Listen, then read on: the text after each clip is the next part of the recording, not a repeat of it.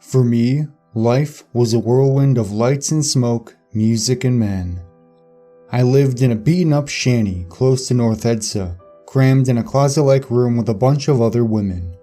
We slept on mats on the dirt floor and shared the space with mange-infested dogs, flea-bitten cats, and cockroaches. My wardrobe consisted mostly of skimpy skirts, tank tops, and the cheapest high heels you can buy in Quapo. After a hard night at the bars of dancing and exposing myself, sometimes spending time in a back room with a heavily drunk man and my eyes like a dead fish staring at the ceiling, I earned enough cash to go to the thrift shop. The weather in Manila had become chilly at night, and I needed a sweater.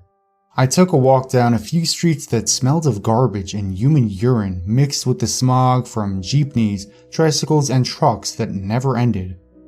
It wasn't long before I found a street lined with secondhand clothes, undoubtedly from American charities but somehow grabbed by greedy merchants looking to make extra pesos. The sweater was like a pearl in murky waters as it lay neatly on top of a bunch of tattered, motley clothes. Wondering how someone had not yet bought it, I quickly took it to my hands and studied the richness of the fabric. It was as soft as a rabbit's fur and just as warm. Across its front was a large pouch where you could put your hands into for warmth, and that's where I found the note, on a crumpled piece of yellow paper. It smelled like the section of a library where ancient books could be found. Dust and dank. On the paper were scrawled the words, Where? 67th Banawi Street. Pay 1,000 pesos a night. Job, lie on the bed from 11 p.m. to 3 a.m. Keep your eyes shut. Never open them. Past 3, your money will be on the dresser. Banawi Street. The note did not say which city, but I recalled the name of a street in Quezon that one of my roommates used to visit for a client. It was where the more upper-class people lived. I stuffed the note in my pocket and paid the merchant. Only 30 pesos, not bad. The sweater was wonderful on my skin and made me glow like a snowflake. I felt like one of those young starlets on our local Kapamilya TV network, and in my pocket was the promise of an easy, high-paying job. Those came so rarely. I must admit that, even if the job seemed sketchy, the promise of 1,000 pesos a night was tempting. I could get myself out of my situation, maybe go to college, find a real job. After a lot of asking and searching, I found the house that night. 67th Banawi Street was in a desolate condition, even if it was in an upper-class neighborhood. A single-story house surrounded by a sort of wire fence. Yard unkempt, weeds stuck up like tousled hair, boards molded, loose, shingles chipped, paint faded, windows cloaked with dust. Still, it was 100 times better than the shanty I slept in. The light of the patio was on as I approached, and when I knocked, the door opened as if ajar. I called hello. No answer. The interior smelled aged and sour, like wet laundry left in the wash for days. I stepped inside, leaving the door slightly open so the light from the patio can illuminate my way. The floor felt as if it might give way beneath my weight. I felt the walls pressing in on me, heavy and damp. The place reminded me of a body they had found in the sewage canal close to where I lived, bloated and bruised, deteriorated.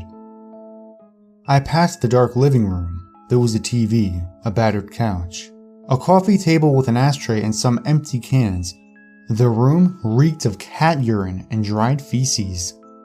No one there. I attempted to turn on some light switches but found them useless. I turned away and headed down a hallway, noticing a pale light glowing beneath a closed door. I called again. Absolute silence. I clasped the handle and pushed, ignoring the greasy residue it left on my palm. I found a single bed covered in drab sheets. One dresser beside it with a digital clock. It illuminated the time strongly through the darkness. 10:50 p.m.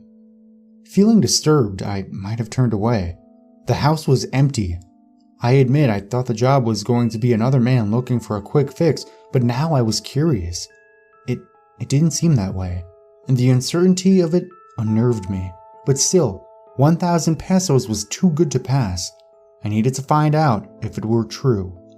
I lay on the bed with the note in my hands, facing the glow of the clock. 10:54 p.m. I listened. The house made no sound. Muffled, as if a hand lay over it. I felt afraid but excited. 10:56. My heart throbbed from my chest, through my throat, in my head. I imagined the ticking of a clock, tried to match my heart with its beat. 10:59 p.m. I shut my eyes and waited. 11 came. I knew with my eyes closed because the change in the atmosphere was immediate. I was not alone. My eyes were shut, yet I felt it, so close to my face. The minute hairs on my forehead tingled. It breathed, tight, stressed, as if forced to breathe only from its nose. I felt the air warm the area just above my lips. I smelt it. A sour smell, like pickled gums, and there was something else, pungent, thick, sweet, the smell of blood. I resisted the urge to gag. Seconds turned to minutes, and still the presence lingered against my face. My body suffered, paralyzed with fear. I felt every strained breath, in, out, slow, afraid. I felt the slightest itch on my body, prickles against my legs, bites up my thighs, behind my back and neck. Sweat creeping, crawling, brushing upturned hairs and begging me to scratch and move. I didn't. Bones ached, muscles wept.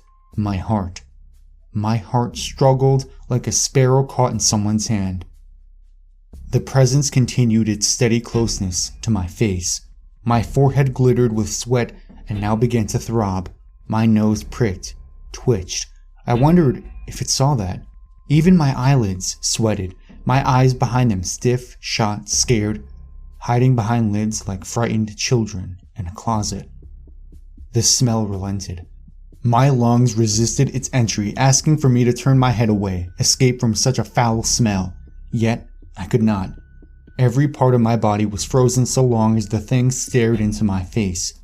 Never opened them. My hand still clutched the note. As long as I kept my eyes closed, I thought nothing could happen to me. I analyzed the letter in my mind, repeated those 3 words, never open them. Again, 10 minutes, uncountable times, steeling myself to start my next move. I breathed, a long inhale. Sourness and the sickly smell of blood swamped my lungs. I gagged, coughed, and then I turned. I turned away into the bed, curled to myself, fetal-like, eyes clamped shut like vices, and when I relaxed, I felt it, still there, a hair's width away from my face. It was hovering, floating. How could the thing have moved with me? I did not feel any weight on the bed during the transition, any sign to suggest that it had crawled over me, moved beside me, refocused itself against my face. I allowed a few minutes to pass before I tried again. I moved slowly, deliberately, sensing it against my face, and it moved with mine, smoothly, soundlessly, until I was completely on my back, my face, eyes shut, staring straight up, the thing looking down upon me, relentlessly. I grimaced, knit my brows, sweated. I wanted to bat at it, but I could not. I was too afraid. All I could clutch onto was the promise that this could end. I waited, ached, sweated, prayed. It stayed with me, always there. I could not sleep.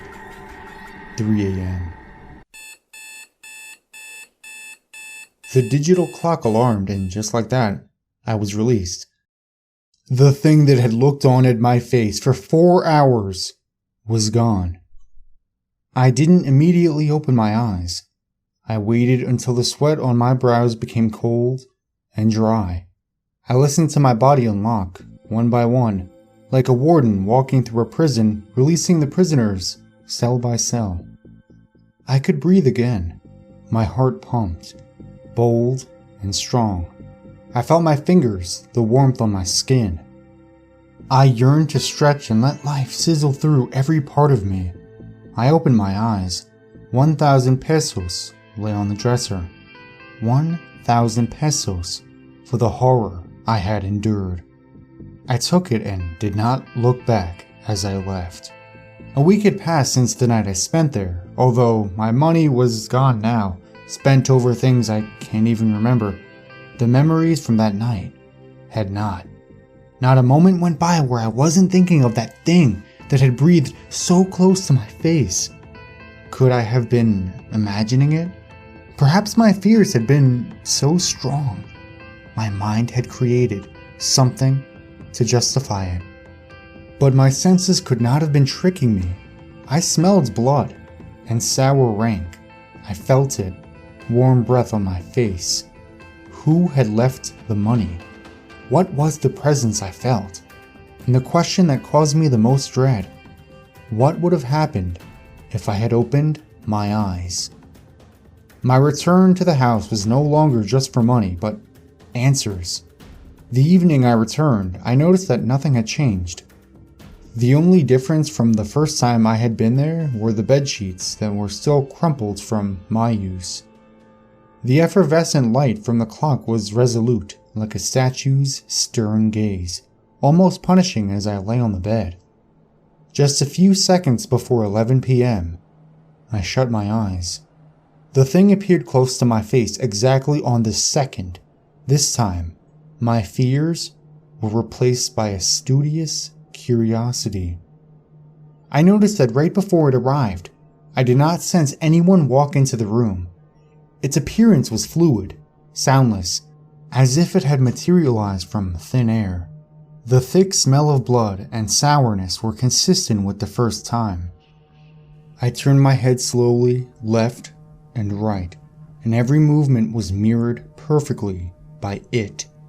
Like studying yourself in a mirror, your reflection so close to your face, you could fog it with the breath from your nostrils.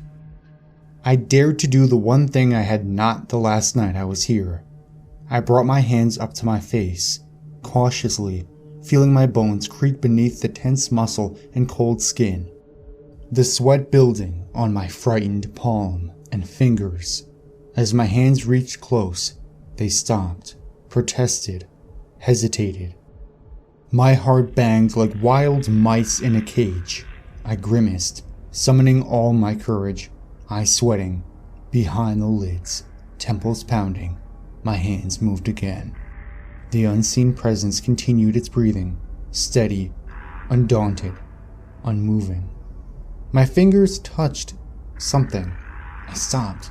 Every part of my body froze. I could not breathe. The blood on my face swelled as I choked on fear. The breathing from the thing changed. It grew raspy, excited. Its putrid breath hit my face more powerfully.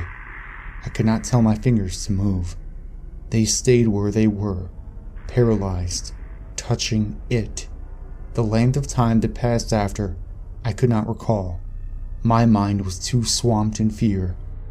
All I could remember was that, at last, the lockdown of my mind had subsided enough for my fingers to try and comprehend what it was touching. Hair, sticky and cold.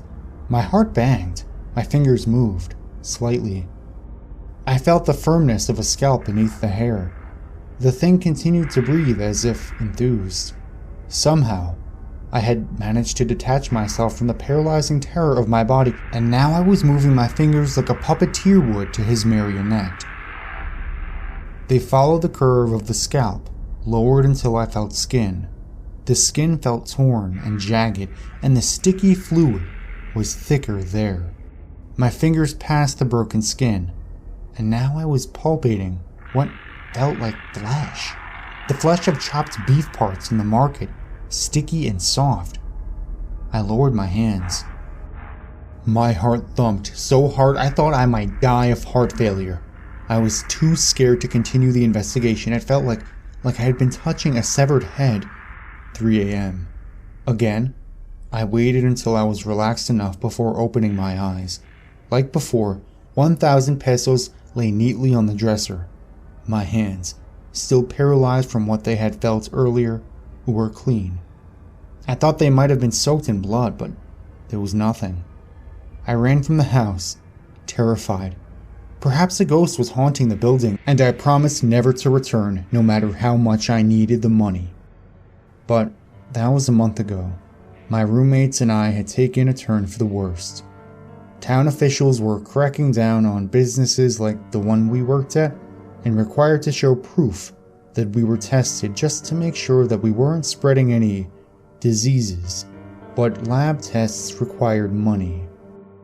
The bar managers I worked for were snapping up only those girls who could give him the negative test quickly, and space was limited. In spite of the fears I felt, the promises I had made to never return, the need for money was greater. After all, hadn't nothing bad ever happened to me while I was there? 11 p.m. The demonic presence returned. I grimaced my eyes tight, determined not to let it scare me. I told myself the job was easy. Keep my eyes closed from 11 to 3, and I will be paid handsomely. I suppose I had gotten used to the presence for only a few hours into the night.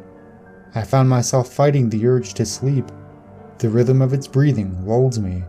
In, out, in, out. Its sour, fetid breath mixed with the sickly sweet smell of blood, perfuming me to sleep. I tried hard to fight it. I failed, and soon, sleep's heavy hand had successfully pressed down on my weary mind. The girl in my dream was pretty, slim body, short, hair long and straight, as dark as the skies in the province. Eyes deep and shadowy. She watched me as I slept, so close to my face. I could place a hand to her cheek and ask why she was there. "Leave," she whispered. "Leave." Her face grew distorted, and then she started making choking, gagging sounds. I sat up with horror and watched her skin turn to a ghastly blue. Her eyes bulged and turned red. She was trying to scream, say something, but all I could hear were the hoarse, ragged breathing sounds that watched me and I was awake. By some miraculous reason, I had not opened my eyes, but the room was filled with the same choking, gasping noises I had heard in my dream. The floor shook as if there were some violent commotion happening in the room with me, and then, silence. Only my beating heart banged in my ears. Still, I did not open my eyes. Not now. Not until I could hear the alarm so I can safely take the money and leave. But it did not end there. The next sound I heard sickened me more than anything I had ever experienced. A rhythmic, moist sound, like someone carving flesh with a saw, and then dripping. A thump as something heavy hit the floor. I heard footsteps, heavy and slow, headed my way. Every inch of my body screamed to open my eyes and run. I was shaking, sweating, so fear-stricken like a bellowing animal held upside down before its throat was slit. The footsteps kept coming. Breathe, breathe. I couldn't. I needed to run, but I couldn't. I was afraid. I lasted for too long keeping my eyes closed. I couldn't open them, no matter how insane it sounded. The footsteps stopped, right next to the bed I laid on. The thing was once more pressed close to my face, breathing, gasping. It felt like my muscles would snap under the tension. My fear was like 1,000 knives angled toward my body, the slightest move threatening to kill me. Minutes stretched on, slowly, cruelly. I wanted out of everything, the room, the need for the money, the nights with strangers, and terror of it all. Call girl, I wanted out. And then a blessing like the sun after a typhoon, the sound of the alarm clock. 3 a.m. I opened my eyes and found myself in an empty room. There was nothing there. Nothing on the floor where I had heard someone screaming and their body being carved. The money on the dresser, but it didn't matter. I didn't even grab it. I fled out of the house like a beaten dog. I could not sleep for the rest of the night. The next morning, I sought out some answers to the house I had been visiting. The town captain believed my story that I was sent by a wealthy family to find out if the house was for sale and check if there was any history behind it. Years ago, a wealthy man once lived there. He was quiet and kept to himself, seemed to cause no harm to anyone. Every once in a while, he took in a call girl to keep him company for the night, but many men did the same. Not much to be suspicious about, until the neighbors smelled something foul coming from his house. They found him in his room with the headless body of a girl on the floor. Who knows how long he had been there with the body? Maybe days. He was standing still, like an upright coffin, and in his outstretched hand was the girl's head. He wouldn't put it down, just held it out, so steady and still, his expression dead. They shot him right there. The captain opened a drawer and drew out a file. This is a photo of the girl they believed was killed. She was an orphan, only 16. Probably did what she did for the money. The other girls who worked with her said she had been with the man 2 other times. It was on the 3rd night when he killed her. Here, take it. She was the same girl from my dream, but what chilled me more was the sweater she wore in the photo, white and soft. The same one I had found in the second-hand store with the note in the pocket. I thanked the captain, barely able to let out the words. When I returned to my shanty later that day, I discovered that the white sweater had disappeared from my closet, and so did the note. When I asked my roommates if they had seen or taken it, all I got was the answer no. I gave up working as a call girl and found a job as a caregiver for an elderly couple. Although the work was hard and slow, I persisted and saved up enough money to start college. Sometimes I passed by the thrift store where I had found the white sweater with the cursed note. I remember the 3 nights I had spent with the dark presence and how insane I had been, returning even after so much fear, for money, for curiosity. That's what a call girl's life did to you.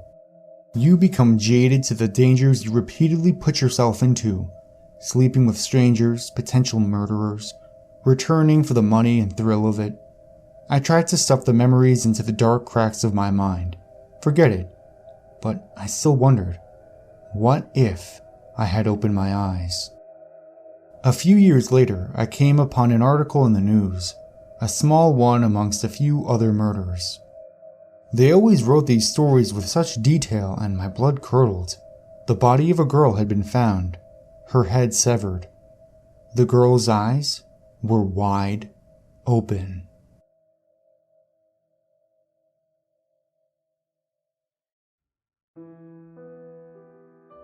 My name is Connor. Up until today, my life was completely normal. Well, as normal as you can get. I'm your average 25-year-old male who graduated from the University of Washington a little over 2 years ago. I was born January 23rd, 1989, in a small town in Maine called Belmont. Fewer than 1,000 residents, but I love the place. The only reason I came to Seattle was because of all the great job opportunities after college. But like all my other plans, things didn't go the way I'd hoped. I'm currently working at the Bank of the Pacific in Seattle. It's your normal bank holding company, and it's fairly boring, but it pays well and I appear to be good at it. But it wasn't what I wanted to do. I graduated with a bachelor's degree in computer science. I wanted to become a programmer. Maybe make it famous as a man who created the next big thing like John Carmack. But in the end, I landed a job at a bank. Not really the most entertaining life story ever, but I guess I'm not the most entertaining person in the world. Today was Friday, and for the first time in a long time, I actually had after-work plans. My friends and I were planning on going to see a movie later tonight and head out for drinks afterwards. To a lot of people, that might not seem like the greatest night ever, but I've gone 3 months without having a night out with friends, and I really needed one.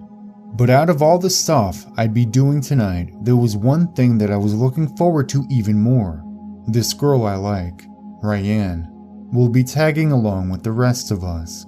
And who knows, maybe if I make a good impression on her, next time it might just be the two of us. It had been a while since I had even bothered about love. I remember having a girlfriend in high school. We dated for around 3 months before she told me that it wasn't going to work out. I hadn't had a girlfriend since, not because there wasn't anyone I liked, but just because of how I took the breakup. She had it a lot easier than me. I won't be going into details, it just brings up too many bad memories. It's been years since then, so I think it's about time I give dating another shot. As I started walking out of the building, I noticed the amount of police cars in the area. There were people gathered all around to see what exactly was going on, but the police didn't appear to be giving any information out at the time. It was probably some kind of car wreck or a fight that broke out. Either way, I had to go home and get ready. I own a blue 2004 Audi S4 sedan, and I'm one of those people who get overly attached to their car. It might not be the newest or most in-shape cars out there, but this car has been with me for years now. I get in the car, pull out of the parking lot, and head out. I arrived at my rundown apartment complex at around 3:30. The place wasn't in the best of shape, didn't cost much. I had just graduated when I first started living here, and at the time, it was all I could afford. A few years have passed since then, and this place makes me happy, and it has some other benefits as well. My apartment is at the end of the second floor hall, room 208. I put my key in the lock only to find that it was already unlocked. It's this terrible habit I have, leaving the apartment unlocked from time to time. The dorms I used to live in at college I went to had automatic locks, so I never needed to get used to locking it manually. My apartment itself was nearly as bad as the exterior. I was a slob. I had clothes lying everywhere, garbage next to the trash can, my bed wasn't made, dishes were piling up. I was living the carefree bachelor's life. The only thing that I actually cared for was my home entertainment system. It had a Samsung 60-inch plasma TV, a PS4, and Xbox 360 surround speakers all over the living room, and my giant stack of DVDs and video games. It cost me a fortune, but like I said, owning a dirt cheap apartment has its benefits. I started getting myself ready. I thought that it'd be probably best if I wore clean clothes tonight, cause from all the magazines I've read, girls don't appear to be attracted to guys who wear the same pair of pants for an entire week. I decided to throw some clothes in the washer and dryer, and took a shower in the meantime. About 30 minutes before I was supposed to leave, I was in the bathroom, brushing my teeth, enjoying the thought that soon I'd be at the movies with everyone. I'm staring into the mirror, brushing each individual tooth, counting each stroke, kind of like in that movie, what was that called? Stranger Than Fiction? Yeah, that was it. I'm nowhere near as insane as Will Ferrell is though. As I continue brushing my teeth, I get a sudden chill. Have you ever gotten the feeling that you were being watched? Like someone was right behind you, without you knowing. Like anyone would, I take a look around me just to make sure I wasn't being watched, even though I knew no one was. It's like getting soap in your eye while taking a shower. You close your eyes for a few seconds, but then get the feeling someone is behind the curtain. As I look back into the mirror, I catch the slightest glimpse of a shadow outside my window in the living room. Well, at least I thought I did. I knew it wasn't possible. This was a second-floor apartment. Getting up here would be difficult. I brushed the feeling off and finished brushing. I still had some time to kill, so I sit down on my pigsty of a couch and turn my television on. Up pops a news report about the serial killer that's been on the loose and how there had been another murder right outside my office. This was the third victim in the past 2 weeks. Reports say that each of the victims' families had been showing signs of insecurity, like they were being followed by someone. A chill runs down my spine. That's what the cops must have been doing as I walked out of the building. Just the thought that a serial killer was anywhere near me gave me a terrible thought. To get him off my mind, I started channel surfing. Nothing really good was on. I flipped to AMC and it looked like they were airing The Rock. It's been years since I've seen that movie, but I can't get lost in memories now. Gotta head out. Before I walk out the door, I take one last look at myself in the mirror, start posing like any guy would do. Yup, irresistible. What girl wouldn't want all of this? All of a sudden, I hear something, kind of like that creaking sound you get when you walk on wood. And it had come from my closet. The building was old. Someone could walk on the floor from at least 20 yards away and hear it from where you're standing. I walk over to my closet just to make sure nothing was in there, and I open it. Just like I thought. Nothing. I close the closet, head out of the front door, remembering to lock it this time, and head down the stairs. There were a group of teenagers hanging outside near the entrance to the complex, and my neighbor's dog was barking like crazy. It does that whenever it sees people it doesn't recognize. It gets annoying at times because, despite the few people that live in this building, we get a lot of visitors. Sometimes the dog will wake me up at night when a group of joggers jog past. Either way, I drive to the entrance and the teenagers make a way for me to pass. On the way to the cinema, I was being honked at by some idiot in the car behind me. I was going the speed limit. What did he want from me? That's when I checked the mirror to see who the guy was. That's when, for a second, I could have sworn I saw a face in the mirror.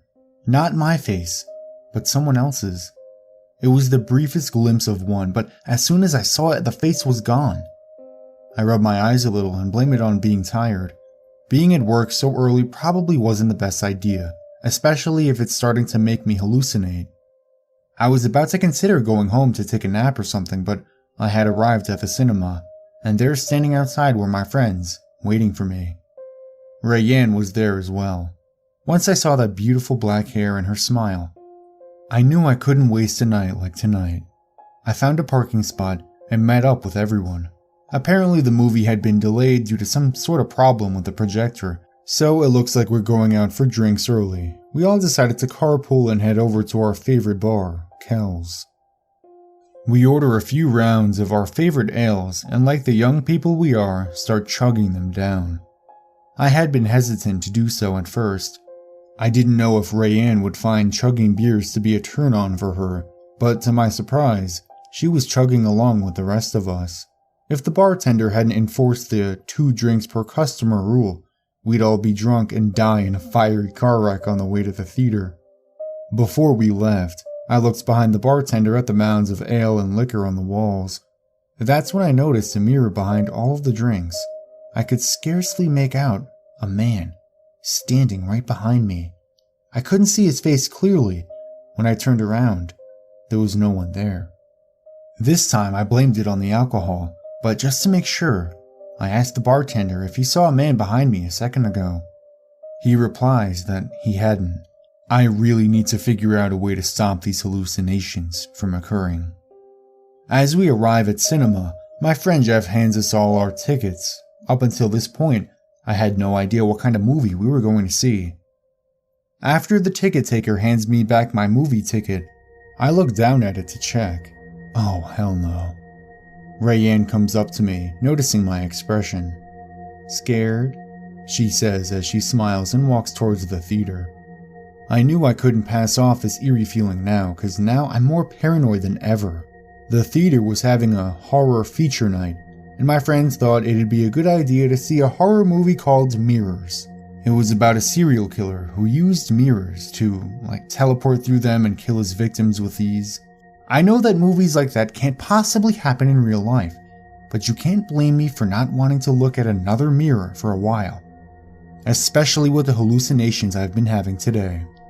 More importantly though, there was one good thing that happened tonight. Rayanne had such a good time with me that we scheduled another date to go out for dinner next week, and this time, it'd be just the 2 of us. We had it all planned out. We'd meet each other Friday night at Olive Garden, just like me, she loves Italian food, maybe catch a movie if it hadn't gotten too late, and after that, we might actually start dating regularly. On the way home, I'd noticed how foggy it had gotten. Usually, I wouldn't think about it too much, but it's the middle of summer, and here in Seattle we don't get too much fog due to the city lights and everything. It was actually starting to creep me out. I've never been the biggest fan of fog. Tons of accidents happen due to the idiot drivers who forgot to turn on their lights and end up colliding with another car. But driving alone in the fog after watching a horror movie can make you especially paranoid beyond belief. I might not like it, but I am a horror movie expert. Everything I'm doing at this moment is screaming code red, but there was no one I could really drive home with, and if I had asked Ryan to come with me, that might give her the wrong idea and ruin all the chances I have with her. The drive home was really quiet. It hadn't been that late at night, and there are usually people driving down the streets until at least midnight. With all this freaky stuff that had happened today, I knew I might actually be in a horror movie myself. Then, upon instinct, I checked my rearview mirror. Did you ever watch the television series, The Twilight Zone? I distinctly remember an episode about a girl who decided to take a trip across the states, and there would always be a man popping up everywhere, just out of the blue. There, sitting in the back, was a man. At least, I think it was a man. He was covered in a silhouette of darkness, but the figure looked like that of a male. For 10 seconds, I just stared. I couldn't speak, move, or even breathe. I just looked into the mirror and watched as the man sat there, silently. I quickly turned around only to find nothing but empty fast food bags and other garbage. This was getting out of hand. I couldn't handle what was going on. My mind couldn't comprehend what was happening. It wasn't my brain's fault. I can't blame it on being tired anymore because at the moment, I was wide awake, and all I could think about was getting home as soon as possible. I sped up, and in a matter of minutes I was home. I checked in my side view mirror this time, and about 30 feet away, I saw a distinct figure walking slowly to my car. I got out of the car as fast as I could and bolted up the stairs to my floor. I looked over the railing. This time I knew he was real. I saw him by the car, slowly walking towards the stairs. He was after me. I started slamming on all my neighbors' doors, begging for help, but no one came to help me. I looked over my shoulder. The man was walking up the stairs. I ran to my door and bolted inside my apartment and slammed the door shut, got into my closet, and just waited. It felt like an eternity. I waited in that closet, hoping for some sign that I would be okay.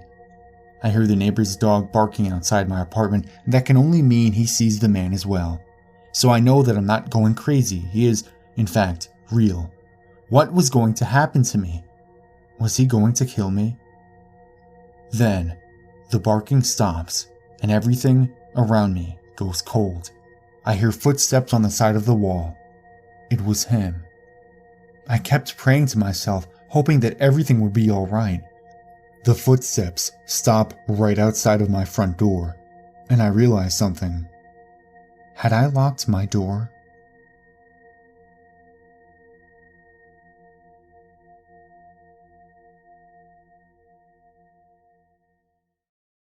A friend of mine recently bought a second-hand laptop from a busy garage sale. The seller said that the thing won't turn on. Being the nerd that he is, my friend got it working and found a strange letter saved on it. He mailed it to me after I asked him if I could share it here. So, here it goes. Dear Matthew, I'm writing to you to tell you that I know everything that you do not want me to know. I know you must dread hearing this, especially coming from me, but I really need you to listen to what I have to say. A few years ago, I watched you come home every night smelling of alcohol with your eyes drooling out of their sockets. I waited for you, resolute to see you arrive safely. Yet, you never so much as muttered a quick greeting into my direction, and you always just went straight to your computer where you started your gaming sessions that persisted into early mornings. You even fell asleep at the desk sometimes like an old bum, leaving me isolated in that bed that felt far too big for me, alone. I watched you not care about your persona, and I understood it to an extent. Many articles online claim that people tend to let themselves go because they don't expect their partners to lose attraction, and we have been together for 13 years after all. I stomached your disgust habits and bad odor because I care for you. You tested my patience a few months ago, when I watched you not come home at all until morning, and as stalkery as it may sound, I followed you sometimes, lurking outside the pubs that you entered. I watched through the windows as you took the same seat in the corner every night and ordered one beer after the other until you passed out. Bartenders took pity on you because for some reason they never once threw you out.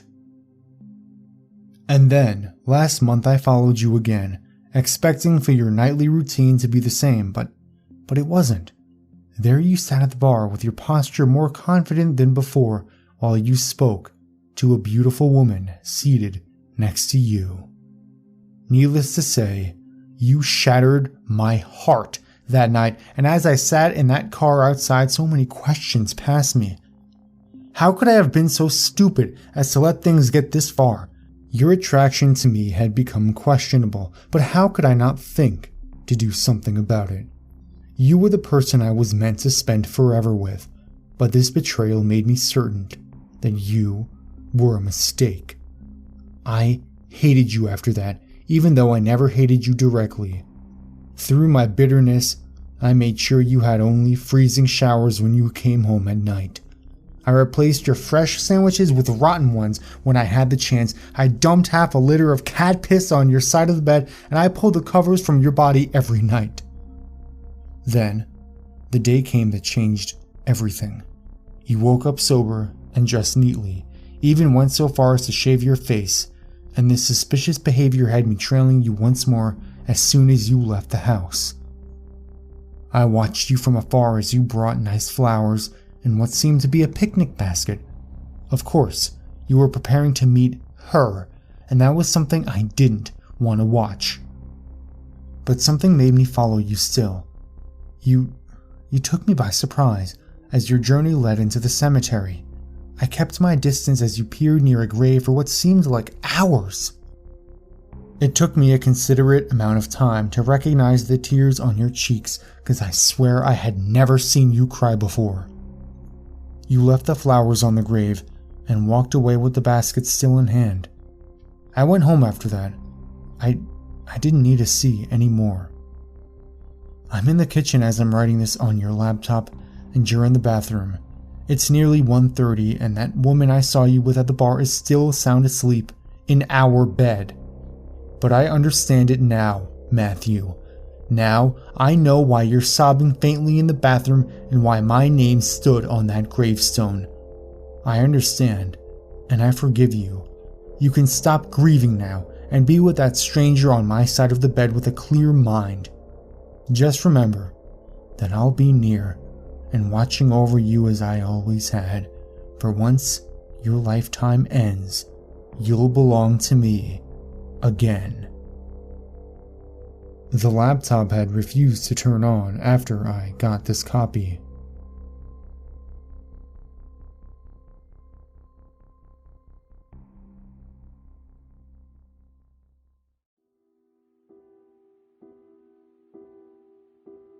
I can't describe to you how I feel right now.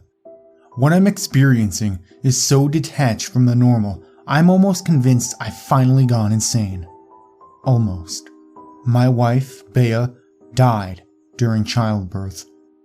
She was gorgeous, funny, intelligent, and stubborn, a woman whose laugh was so loud, eating in restaurants was a challenge. A woman whose stare was so intense, it made my hands shake. I lost her as she gave birth to our daughter, Sam. Of course, I could have resented Sam for taking away what was once mine in a way nothing else can be, for taking what was so truly and utterly pure. But I didn't. I knew Bea wouldn't have wanted any resentment. She wouldn't have wanted our only child to have a life ruined by hate. But this isn't about grief. This isn't about the physical sucker punch of losing forever something you loved. This is about something far more sinister. My daughter was lively, always running and screaming, leaping up and down the climbing frame, causing havoc in her classes. So, for her 6th birthday, a trip with her friends to the movies had left her so pent up with energy, I could barely keep up with her as she dipped and dodged between people on the pavement. She'd occasionally turn back through the sea of people and shout, "Daddy, come on," in a tone that was almost petulant. I couldn't help but love her. I tried to chase her, I really did. She was too busy looking at me when she dashed out into the road, and the bus didn't have time to stop. A sickening crunch, and the world fell silent. I cradled her broken form in my arms, too numb to weep, too hurt to move. All I could feel was the warm, crimson liquid gently seep into my clothes. In the state of shock I was in, I could just think about how I was going to wash my jeans. It sounds horrid, I know, but a loss like that tears everything away from you and leaves you with only the bare thought process that makes us human. The next week was a blur.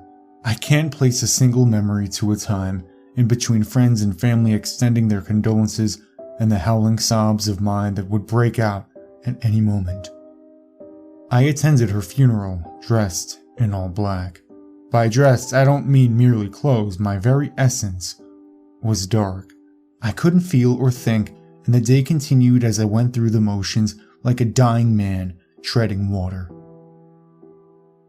Everyone wanted to tell me about Sam and how perfect she was, what an angel she was, as if I didn't know, as if I didn't realize what a gift my own daughter was. The man stood out from the rest as he walked up to me and handed me this large leather book. I assumed, at the time, he was a parent of one of Sam's friends, handing me a collection of their photos together, or maybe I was too dumb to even process his cold hand and how he never mentioned my daughter. Once. For a month, I was lost. I drank and stayed in our now empty apartment alone, watching old box sets, too numb now to even cry. It was only when my sister arrived, when she held my hand and talked to me, that I began to come out of my shell. She'd sit and listen to the most insane things I said, and gently coaxed me out of my depression. Not completely, but enough for me to begin to live what was almost a real life again. That was when I opened the book. I decided to remember Sam for all the joy she gave, and was prepared to reflect on her life without feeling miserable. I opened to the first page. It was essentially a binder full of Polaroid photos of my daughter growing up. I furrowed my brow. They were taken from a distance, blurred slightly, and I was in a few of them. I began to feel sick, but hoped that the following photos would provide some explanation. I came up with every excuse of how the man obtained these photos, desperate to view the moments of my daughter's life without a sense of trepidation. The photos grew closer and closer to my daughter's birthday. I could see the day I gave her a tiny bike after she turned 5, and the skinned knees that ensued. The book had so many more pages that I assumed the rest were empty, but there was a photo of her just before the movies on her 6th birthday. I could recognize the pink raincoat she insisted on wearing and my hands on her shoulders. There was no photo of the crash. Instead, her life continued inside this book. Her 7th birthday had a photo of me and her in the garden, covered in paint, with a huge canvas on the floor and an extremely messy painting. Her 7th birthday. The reality of what I was seeing hit me then, and I slammed the book shut. I sat there at the kitchen table staring at the leather. This must have been some sadistic Photoshop. I hoped someone had taken the time to pull a horrid prank on me. I say I hoped, because essentially I couldn't believe the other explanation, if there even was one. Gritting my teeth, I decided I had nothing to lose and kept reading. I can't explain the emotions I felt while I read accurately, listening to the sound of the page turning. I can try, but nothing could prepare you for something like this. Her life continued, showing her losing her baby teeth, her first day of senior school. My turning of the pages became more frenzied, and I began to notice something. The photographer was getting closer, closer to her as she grew older. Not in every photo, but a general trend. The photographer was getting closer and closer, more daring perhaps. She was beautiful, stunning as a teenager. She looked just like her mother, all curls and smiles. I grew older too, but the photos began to include me less and less. Her 16th birthday was strange. A group of her friends sitting outside, drinking from a little plastic cup at a picnic. But there was someone in the background. Near the bushes of the park where this was taken, a dark figure stood. You wouldn't have noticed him if not for the small shadow he cast on the grass. I leant back for a moment and exhaled. This was too weird. I'd been so caught up in watching my little girl grow up, I hadn't thought about how this would end. Moments like this are so utterly surreal that sometimes you remove yourself from them. I almost felt like I was watching myself read these, like it was some dream or a program on the television. I continued. The dark figure became more and more present in each photograph. I could almost make out features. His presence was towering, and as I turned the page, I expected him to disappear. But instead, as the photographs grew closer to her 18th birthday, she was no longer somewhere I recognized. Instead, the photos were of her in a dimly lit house, her face contorted by fear, striking all sorts of weird poses. Sometimes she would be dressed like an ancient queen, or she would be dressed like a maid scrubbing the floors.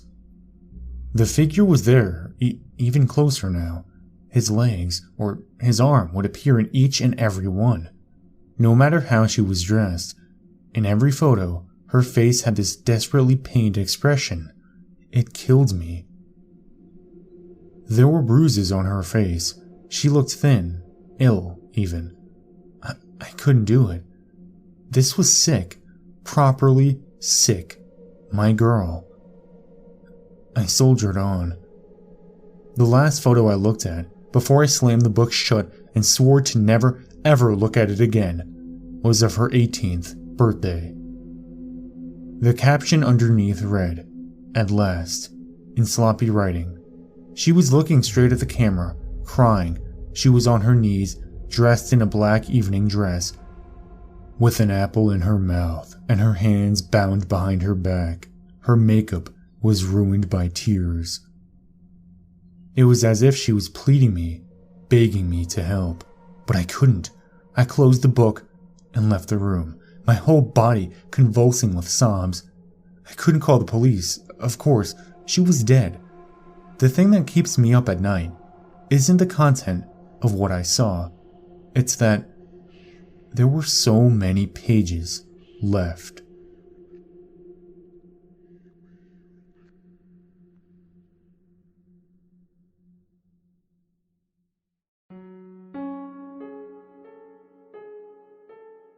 Have you guys ever had someone in your life just completely disappear from you? I don't mean when they ghost you, but they literally just disappear. Almost like they've fallen right off the face of the earth. That happened to me recently, and quite honestly, I have no idea what to make of it. To start, I'm a pretty typical high schooler, not really popular, but it's not like I don't have friends. Not the smartest person in my school, but it's not like I fail. My life was completely ordinary for as long as I can remember, at least until this happened. It all began when I was bored one night. I was supposed to be studying for my first history exam, but my notes sat on my desk like an abandoned puppy waiting for someone to pay any attention at all. Instead, I watched miscellaneous videos on YouTube. For some strange reason, the videos I saw always seemed boring. I seldom viewed anything outside of my subscription box. But when I was studying, the entire site seemed to change itself into the most interesting, informative place on the planet. Every video I saw in my recommended section was invaluable and offered a wonderful viewing experience. This seemed to be a cycle for my tests. I'd spend all my studying time watching these videos, and after the test was behind me, with a lower grade than I should have, the video site became the same mundane monotony I'd always known it to be. Part of me suspected that YouTube somehow coordinated with my school to distract me from studying. Well, anyway, this is how I discovered Cody's conspiracy theories. He was another one of those crazy conspiracy theory channels, as you can tell by the name. I found myself watching when I should have been studying, but there was something different about him. His videos were still interesting to me even after my test. It was the strangest thing. That never happened to me before. Not once. His videos weren't high production value or anything like that. It was mostly him on a webcam talking about various topics. The webcam feed would be in the top right corner while most of the screen showed his monitor screen, while he went through CIA documents, creepy websites, and other strange things across the web.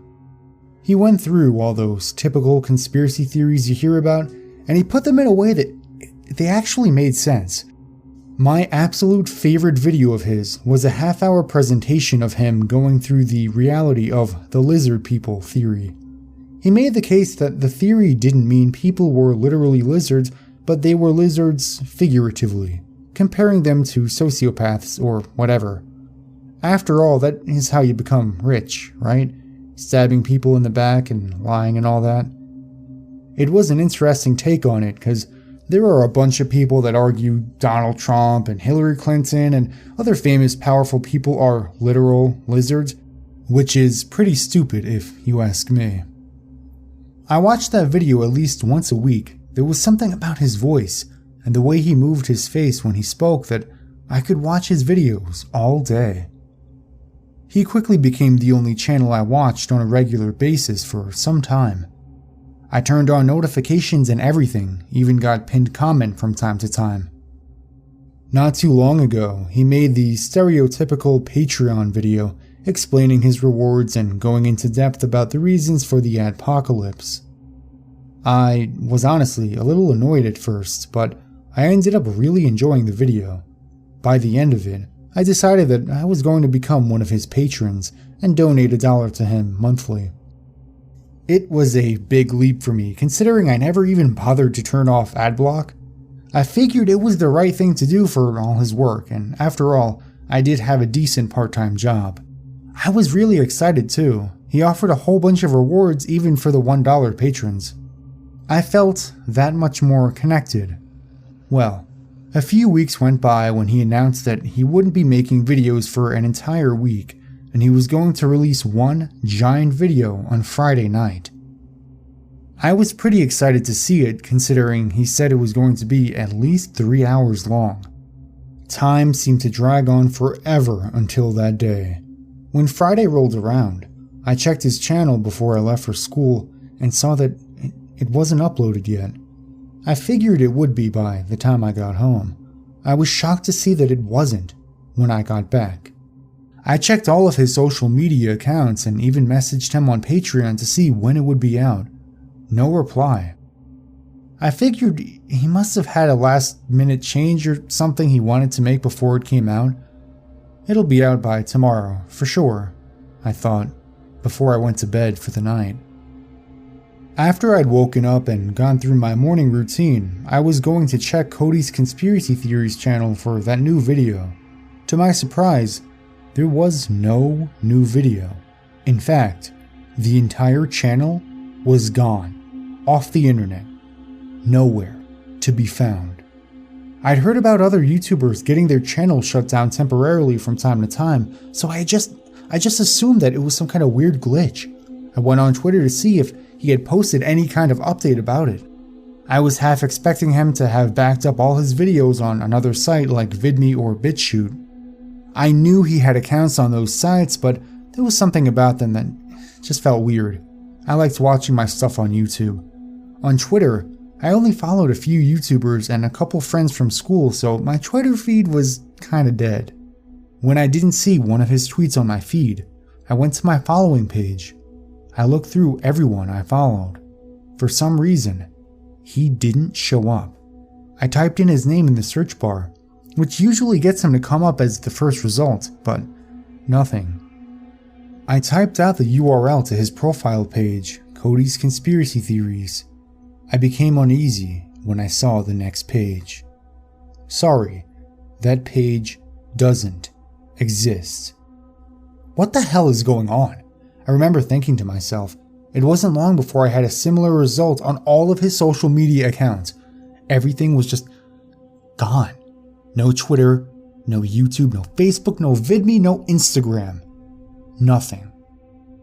I went to my watch history to see if I could still view his videos that I'd watched in the past, and they were just gone from my watch history. I found that extra peculiar because normally it would say the videos were deleted, and if you clicked on it, nothing would play. I specifically remember watching a few PewDiePie videos and taking a break to go watch Cody. I knew exactly where Cody's videos should have been in my history, but there was nothing there. Erased from the internet and seemingly erased from the world. I didn't even have any evidence that this guy ever existed. I couldn't have just imagined it all, right? As I questioned my own sanity, I realized I could check my bank account to see the dollar I'd paid to Cody through Patreon. Alright, maybe he just closed everything down for whatever reason. When I checked my recent transactions, I saw my deposit from my job. I saw the money I'd spent at McDonald's last week, but there was no charge for anything near $1. This makes absolutely no sense at all. Maybe Patreon refunds your money if the creator closes their account. I don't even know. That was the best explanation I came up with. I have no idea what the hell is going on, and I don't even know if I want to, because that's when I started to get really scared. I've been watching one YouTuber religiously for weeks, and now he's just gone from the internet? How the hell does something like this even happen? Well, this all happened a few weeks ago. I wanted to write down my experience, just to get it out of my head. The more I think about it, the more I think it could have something to do with that last giant video he was making. I really wonder, what was in that last video? How the hell did this guy just disappear?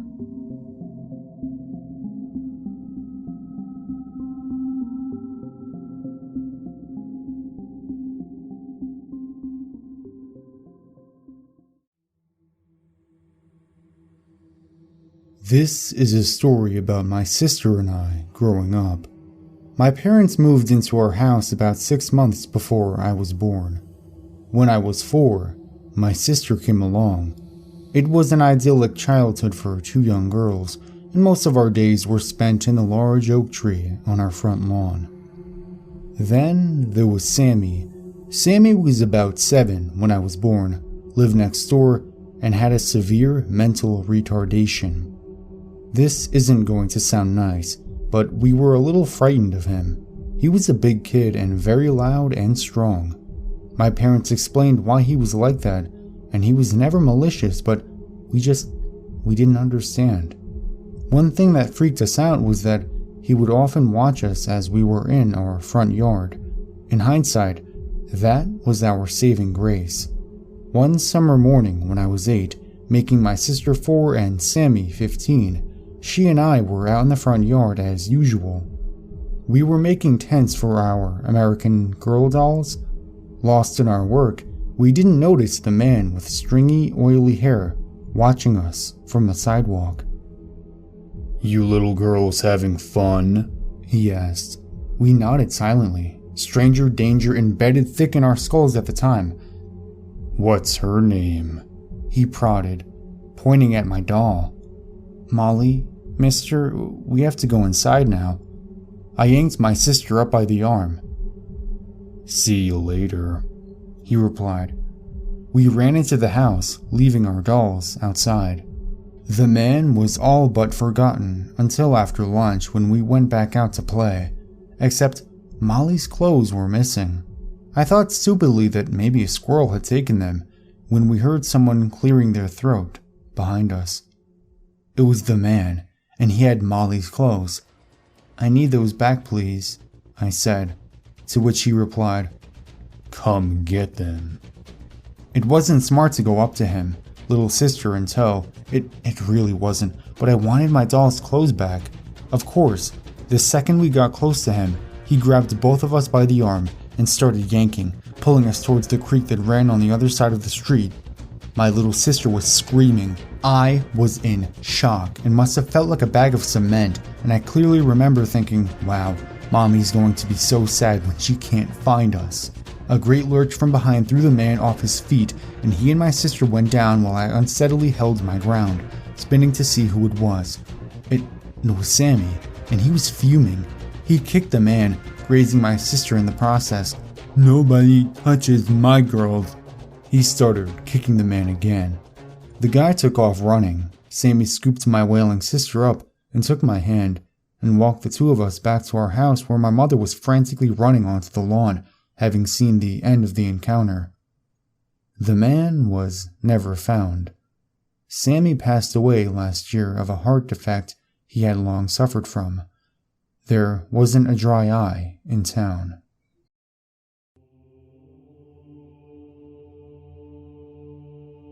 The cold was the first thing I felt. Even before my eyes were open, I felt a very deep chill in my core. 1,000 spindles of ice sewn between my tissues. I blinked, my eyelids slowly bringing and stealing back the darkness, and with it, the desire to keep them closed, forever. I was lying face down on the floor, the tiles speckled with browned blood. I moved my arms to push myself up, but my muscles were stiff, almost too stiff to bend without breaking. I feebly pushed myself up, forcing weight upon my deadened legs.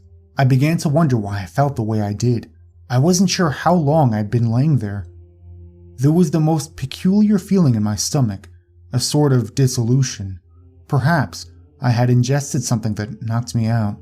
Wait, where was I? I looked around the room I was in. It was a kitchen, mostly everything in order except for the few traces of a hurried exit. The back door was open, barely bolted to the top hinge. Cabinet doors were left open, and it seemed only the food readily edible was taken. A knife set was knocked over, and with a few blades missing. There was blood splattered on the floor, in which I was laying. I could see a putrid stream of it running down my shirt, but after a quick search, I couldn't find nor feel any wound. Each window I saw had the blinds drawn, and the lights turned off, as if the house's occupants were hiding. I went into the living room, barely bending my brittle knees into an awkward walk. It was dark, but I could see outlines of furniture well enough. There was nothing out of the ordinary except that the front door had been barricaded with a desk. There was a bedroom towards my right, the door closed, and then a hallway near the front door. The entire house was dark and empty, except for me. Where was I? Whose house was this? And then I realized I didn't know who I was. I thought and thought and thought upon it, trying to bring up some memory of a name, a friend, an activity, my face. I didn't even have a vague image of my own face, and the feeling of facelessness was eerily disconcerting. Trying to access my convoluted memory banks, I realized I couldn't remember anything other than the colds of waking up in the kitchen floor. I slowly became more and more sure that I had been poisoned or perhaps had an allergic reaction. What makes one amnesic and unconscious? It had to be some sort of chemical. What if I lived alone? I checked for a wallet in my pocket but found none. I tried to call out, but something was wrong with my voice, as it felt and sounded like my vocal cords were shredded. The only thing to come out was some sort of strangled noise, mixed with a phlegmatic sputter. I spat out a gob of blackish red blood caught in my throat. I couldn't taste it, but it looked disgusting on whoever owned the couch in front of me. Since no one had responded to my vocalization, I decided to leave. Going to the front door, I pulled the heavy desk aside. It was difficult, but not because of the weight, but because of my limbs. My arms felt encumbered by hundreds of pounds, and the rest of my body had been struck by some form of torpor, like it was being pulled towards a supermassive black hole in the opposite direction I tried escaping to. Trying to grip the hulking piece of furniture was difficult, as my fingers wouldn't cooperate, but the desk gave way easily, more easily than I would have thought. I'm not sure how long I spent trying to open the door. Timed, it seemed different. I couldn't tell how long a moment was, as I was completely grounded in the present. Trying to recall waking up in the kitchen was slowly becoming more difficult. After what could have been hours of failing, I orchestrated all of my fingers together into a twisting motion and opened the door. The difficulty of something seemingly simple perplexed me, but I lost interest and soon forgot about it. I had heard of concoctions that paralyze, but were there some that caused memory loss as well? I knew of the Haitian zombies that forgot themselves entirely and served whatever voice they heard after they resurrected, but there was no voice to command me. My experience wasn't quite as dramatic, but someone's blood was in that kitchen. Maybe I'd survived an assassination. I had been subdued on purpose, and I could still feel the results in my rigid muscles.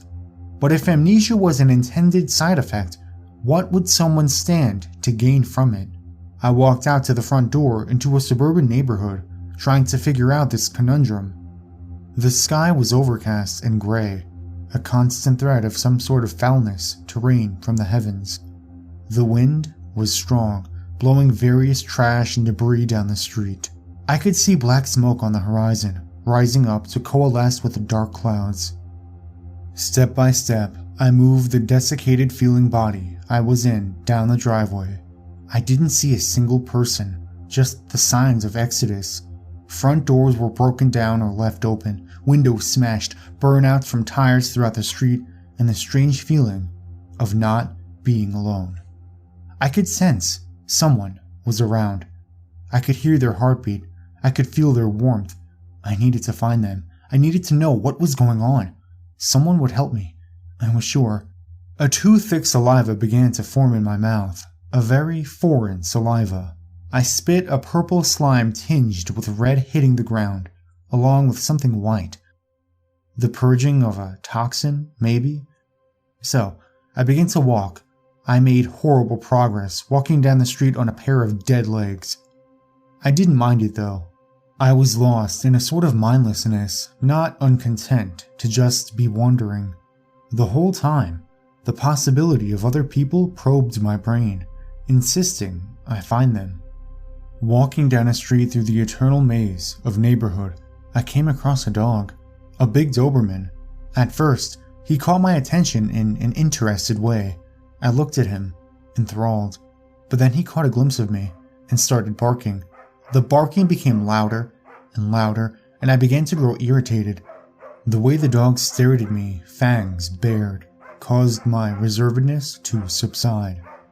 I could feel the fury cauterizing my body, crawling up my spine, making my hands shake. This animal was challenging me, my prey. I strode over to him, oblivious to the deep growling. The dog readied himself to pounce, and the thought of this pathetic thing posing a challenge was amusing. He jumped forward, biting into my calf, hard enough to cause a crunch to sound. But I was so full of rage, so full of hatred, that my body was numb. I threw myself upon the dog, wrapping my hands around his neck tightly. I slowly began twisting my iron grip with as much power as I could muster, and nothing in the world would stop me from breaking his neck. He managed to whimper in such a saddening manner that if I could feel sorrow, it would have hurt me inside. So I made it excruciating for the dog, finally breaking his neck after his head was twisted 180 degrees. Then I picked his corpse up and slammed it into the street and started punching in his ribcage, grinding his flesh and innards against the cement with my fists, until just the head and hind legs remained intact, connected together by a spine and fur matted with the dog's bloody remains. When I was done, I asked myself what I had just done. I now felt nothing. I was calm. I was collected. My mind analyzed the situation and it deduced my anger as a fair reaction, though I had a subconscious feeling that what I had just done was sickeningly wrong. What if I had brain damage? I had heard a story of how a man had brain damage in a specific area which caused him to fly into a blind fury at the smallest slight. What if it happened to me? Enough oxygen deprivation can cause both brain damage and unconsciousness. Was I even mentally fit to be a human being anymore? I needed to find someone, quickly. I continued on, eventually reaching the end of the neighborhood. 2 cars were crashed into each other, and I walked up to help them. One was empty, while the driver of the other car was resting his head on the steering wheel. I walked over, opening the door and lifting his head up by the hair. His forehead was caved in, pieces of skull broken off in his brain. He didn't smell particularly good, so I picked him up and threw him into the street. I sat in the car, looking at it. I was sure I'd driven cars many times before, but as I sat in that seat, I couldn't figure out what I was supposed to do. I grabbed the wheel, turned it. Nothing happened. There were a ton of buttons next to the wheel, and I began pressing them. One of them made a terrible noise come on, and after forgetting which one it was, I left. I was on a main street. There were cars parked in the lots out front of derelict shopping centers, the occasional sign of violence streaked upon the pavement or wall in a bloody fashion. The lights of miscellaneous shops were still on, though I could see no one inside. Automated traffic lights went through their cycles, unaware that they did nothing to serve the people who weren't here. The place was a ghost town, void of anything that might be alive. Then I saw someone. I was in front of a grocery store, the entrance destroyed by a flipped car. The person I saw appeared to be a man. He limped, and it seemed like every time he put weight on his right leg, it would almost snap out underneath him. He was making his way into the apartment complex from the other side of the street. I tried yelling out to him, but all I could make was a groan. He continued on to the complex grounds, and I decided to follow him. When I passed the surrounding fence, however, I saw a group of people running up a flight of stairs into an apartment. One of them was holding a gun towards the man trying to follow, who seemed to beseech something of them by holding his arm out. From the look of it, he needed medical aid, and then they shot him. I immediately took cover behind the fence, peeking around the corner. The last person to go in was a woman, who made the strangest feeling rise in my chest. I took a look at her as she stared at the corpse of the man her friend had just shot. She couldn't see me, however, and went inside. There was something peculiar about her. She contorted my chapped lips into a goofy semi-grin. I had a feeling like I knew her, like I needed to know her again. Perhaps she could help me sort this whole mess out. Maybe I could find out who I once was. But I wasn't going to be able to approach them if they were just shooting random people. I made my way towards the grocery store. My muscles began to grow flexible and I could move a bit more smoothly now, though the calf the dog had bitten wasn't as strong as my uninjured one. I began to hope that whatever chemical was in my system was starting to wear off, and that there might not be permanent effects after all. I walked through the parking lot. The place was abandoned, though it didn't seem voluntarily. Some of the car doors were open, some were painted red. One trunk was open, half filled with groceries, and a carton of eggs smashed upon the concrete next to it. Dozens of carts were left astray. The car that had rolled over had smashed the glass doors leading into a grocery store. It appeared the car was resting upon a few people, their blood and organs forced out of their bodies all over the cement. The winds blew. It was cold. I got to the dumpster behind the store and opened it up. I grabbed a piece of cardboard, and underneath was a small child, face gnawed until it was unrecognizable. I could see the bone of the nose, though the cartilage was gone. There was an ear spat out next to his head. The lips were eaten in a particularly vicious way, exposing smashed-in teeth and purple gums. The eyes had been slurped out, leaving this 8-year-old child staring into the sky with a lifeless gaze. The skull was smashed in, and the brain was served at 98.6 degrees Fahrenheit. The body had pieces of it picked off in varying degrees, in some places to the muscle, in others to the bone. This was the work of something wild, something extremely vicious. The child was small enough to be an easy meal for a pack of starving dogs. There was even a news report about cases like this a few months ago, wasn't there?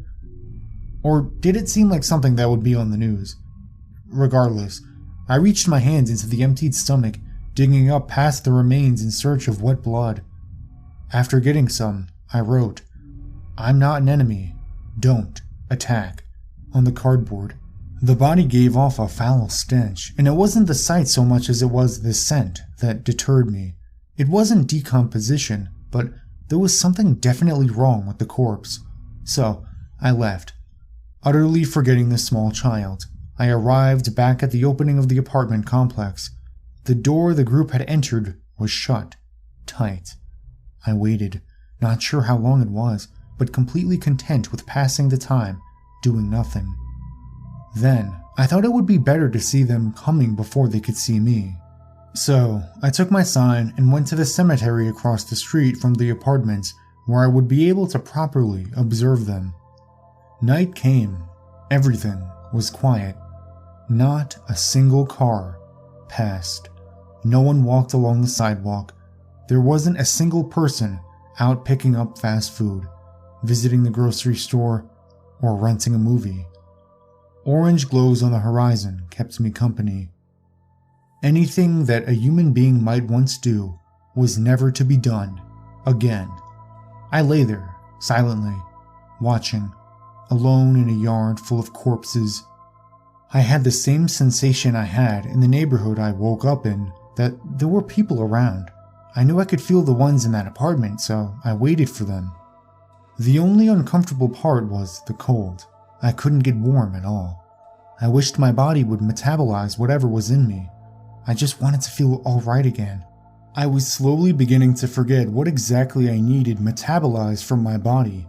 Was it something bad? It couldn't be, as I felt perfectly fine. I had the vague feeling that I should wait for the people who went into the house, that maybe that woman I saw could tell me what I needed out of my system. I spent the night next to the grave of Chris Redfield. Then day came. It seemed slow, but I couldn't be sure.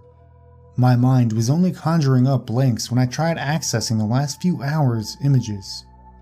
The clouds stayed, like a dark harbinger hiding whatever might be bright. Whatever was left could be warm, if there was anything that could make me warm again. Finally, I saw them come out, a few, including the woman. I made as much haste as I could, holding up my sign, until I caught one of their eyes. It was a man, thin, gaunt, bones quite prominent, like an undead skeleton. He had a handgun, and as soon as I came into his vision, he pulled it up, aiming it at me, yelling out a warning. The other two looked at me, and the woman I had seen gasped. I got a better look at her. She was beautiful, even angelic, blonde hair of a very light color, green eyes, the color I imagine Mother Nature herself might have. I could see an aura around her, of a bright white. I saw it shoot towards me, and I was instantly soothed. My leg felt alright, my spirit was healed. My being rejuvenated. I loved her, and I'm sure I loved her even more back before, when I knew who I was. She looked at me, mouth agape, expression stunned. The skeleton covered in flesh took a step forward, but she stood in front of him. I held my sign out, and she read it. I could see a tear run down her face. They muttered a conversation to each other, but the man let me continue on. No, how can you trust him?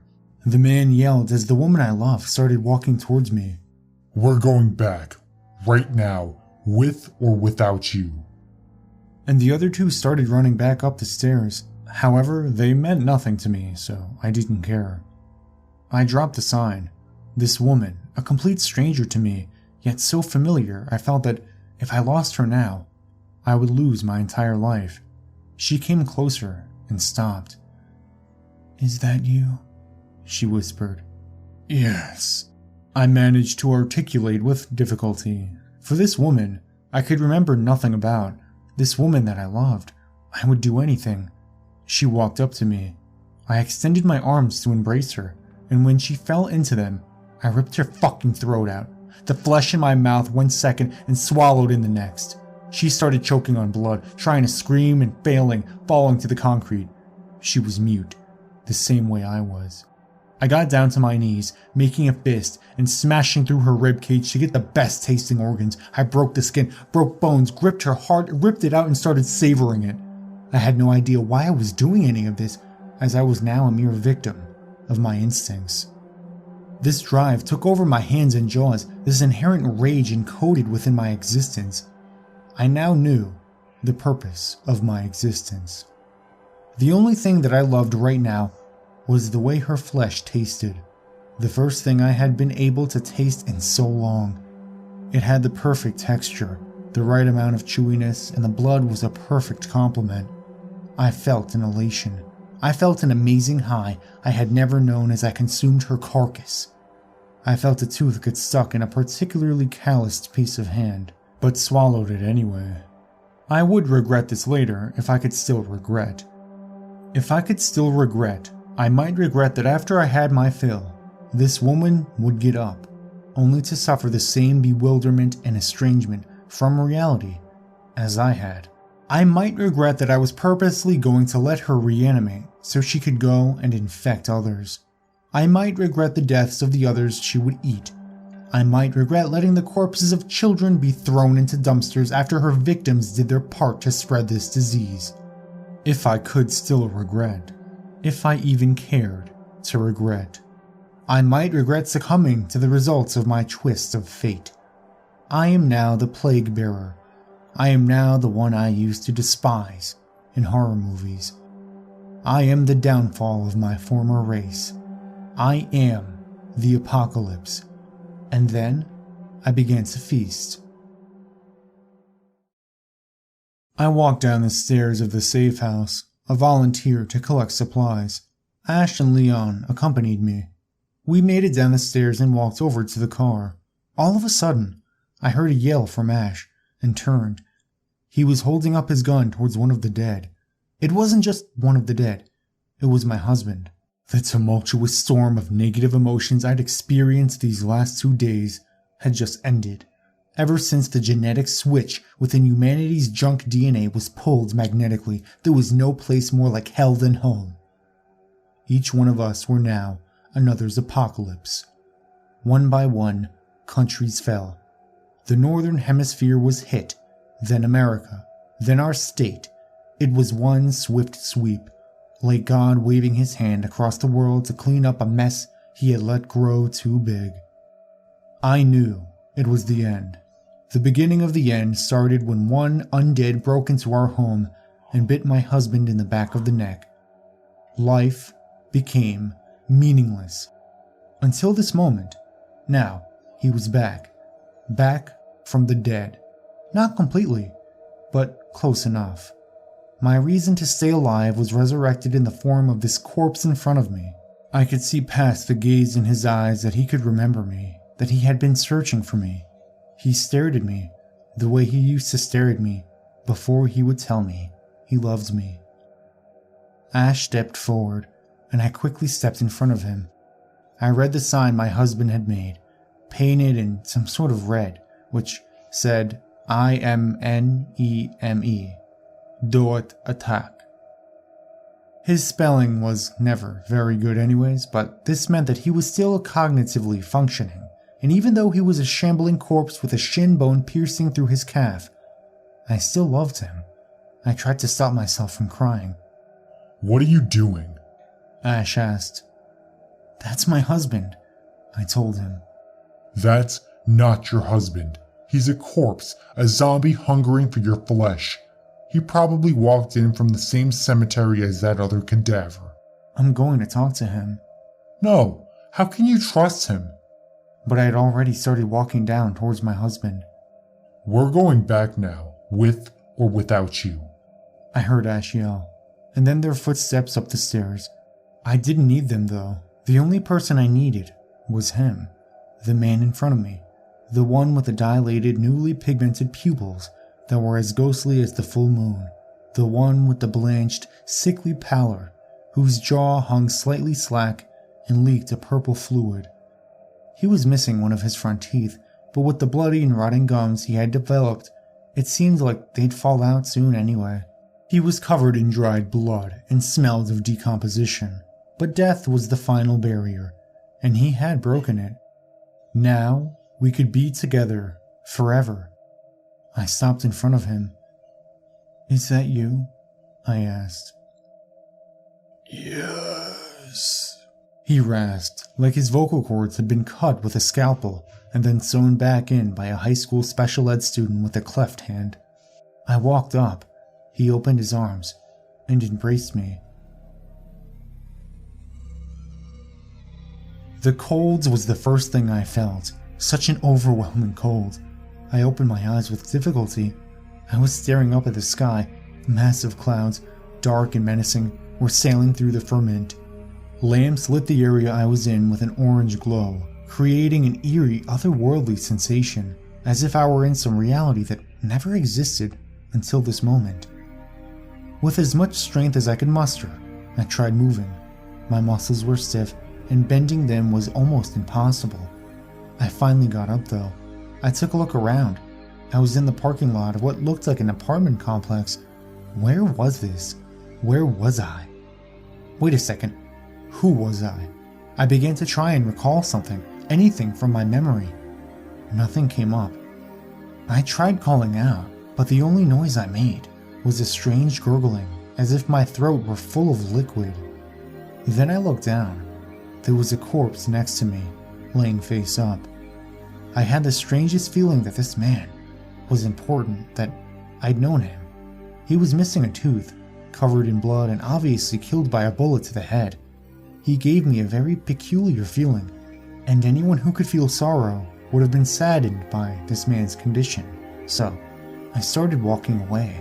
I had an instinctive feeling that there were people nearby, though where, I wasn't sure. But I needed to find people. They would help me, I was sure.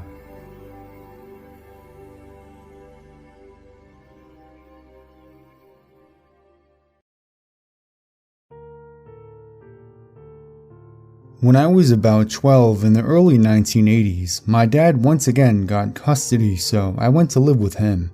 My dad would occasionally go out at night on weekends with a hot date and leave me home alone. I enjoyed it because I felt grown up, no babysitter. I usually had a friend over or my brothers were there, so it wasn't scary. One time, though, I was alone, and it did get scary. I also enjoyed being home alone on weekend evenings because it gave me time to catch up on all the latest R-rated movies, which my dad would otherwise not allow me to watch, of course. On this particular night, I was watching Conan the Barbarian as it had just landed on HBO. I had the lights dimmed in the living room. About 10 p.m., the movie is about halfway over and there's a very loud knock on the front door. I was too short to use the peephole, so I asked, "Who's there?" A man's voice loudly says, "You want to buy some candy?" It was 10 o'clock at night. I reply, "No thanks." 10 seconds go by. I'm leaning with my ear on the door. He beats on the door again, startling me, and I jump. "Do you want to buy some candy? Open the goddamn door." I told him no and to go away. He started cursing repeatedly. His voice sounded like a cross between Samuel L. Jackson and Ving Rhames. He leaves, but not for long. Confused, shocked, I just go stand in the hallway, listening. The rest of the house is a fortress, and my dad was safety conscious with always checking window locks, doors, etc., afraid of being burglarized. When I would sometimes forget my house key, I was screwed because there was no way to sneak in. We lived in a cookie-cutter development in a safe suburban area, but during the day, it was a ghost town. Parents were at work, kids were all in school. There were a lot of burglaries, as I recall. I was so shaken with fear when I realized how late it was, and he's selling candy. I couldn't go back to watching my movie. I turned on all the lights and hid behind the couch. I think he's gone. Suddenly, the man then starts ringing the doorbell repeatedly. It went on for probably a solid minute. I'm frozen with fear behind the couch, clutching a steak knife. That was an adult at the door, not some friends or kids playing a joke. He never came back after that doorbell episode. I never told my dad about it either, nor my brothers. I don't know why. It was so messed up that I pushed it out of my mind. As time went by, It seemed to be more like a bad dream. I don't know what would have happened if I had opened the door. Our house was on a corner lot by a busy connecting street. We had some other issues there. Later in life, when I was just out of high school, we had a prowler who left signs that he had been stacking our lawn chairs against the wall in order to climb on the roof and peer into our bedroom windows at night.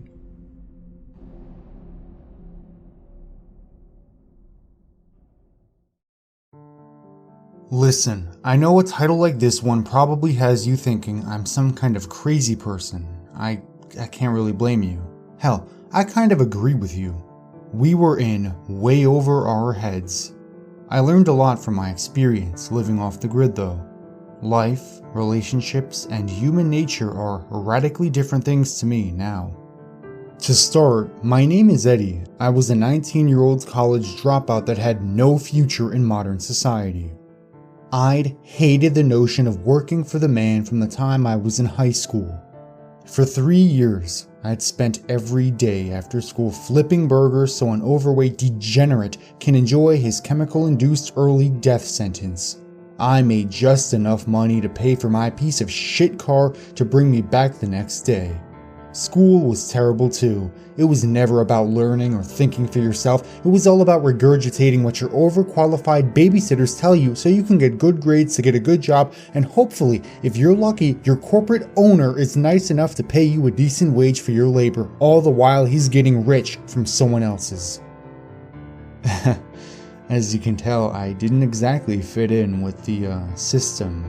I hated everything about it, and at the time, I saw only one remedy for the situation: living off the grid. I had a number of friends who liked the idea but didn't want to leave college to live a more natural life. I was only able to convince 2 of my friends to accompany me, Zach and Jackie. Zach was a weird cross between a hippie, a conspiracy theorist, and an anarchist. He didn't want to run away, as he put it. He wanted to burn the entire system to the ground. Thankfully, he was smart enough to see how impossible that would be. Jackie was really into veganism and paganism and stuff like that. She called herself a witch, but her altar often featured other religious figures like Jesus and Buddha. I guess she can best be described as a spiritual naturalist. We made plans to move into a small cabin we built out in the middle of nowhere. It was a giant pain in the ass to build this thing so far out there. We had to walk for over an hour from where we parked our cars, but after a few labor-induced weekends and a lot of help from our other friends, we had ourselves a nice little home away from hell in the Appalachian forest. I couldn't have been more excited. Zach and Jackie were some of my best friends, and I knew that it was going to be a blast to live there. Just to be safe though, we all agreed that if one of us wanted to return to civilization, we'd help them back and then reevaluate the situation. Having only 3 people was bad enough, but just 2 could result in a disaster. As one more precautionary step, we brought one of those radios with the crazy battery lives. If there was ever some kind of emergency, we always had that to contact the wildlife services to get help. Our parents and friends all expected us to return within a few weeks, but we were determined to stay much longer than that. Nothing was going to stop us. I loaded the last box of books into the back of Zach's truck and stuffed myself into the passenger seat. Dude, are you ready to finally take off the government's leash or what? I sure as hell am. I looked over to Jackie and asked if she was too. She only gave me a subtle nod before returning her eyes to her paganism book. The drive went by all too quickly. I was happy to finally have the chance to do this, but I was honestly really nervous. My dad spent the entire night before warning me about certain things. He actually wrote out a list of things to do in various scenarios. It was really nice of him. But even with all the safety measures we took, I still felt nervous about this whole thing. As I stared out the window and watched the buildings pass us by, I couldn't help but feel an ominous feeling eating away at my excitement.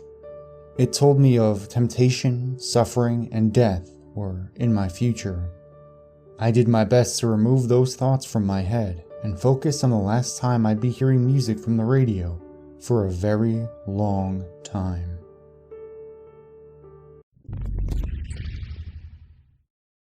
After a long day of settling in and getting everything set up, we made a fire before bed. So, how long do you boys think we're gonna last out here? I'm shooting for a month. At least then we can prove our parents wrong. You guys are weak. I'm staying out here forever. I'm never going back to being a debt slave. There ain't no Federal Reserve out here. Here we go with the conspiracy theories. You guys gotta look into it. I bought a book. It's, somewhere here. Creature from Jekyll Island. Read it, man. You'll see how crazy and evil that shit really is. Zach, is there a conspiracy theory you don't believe in?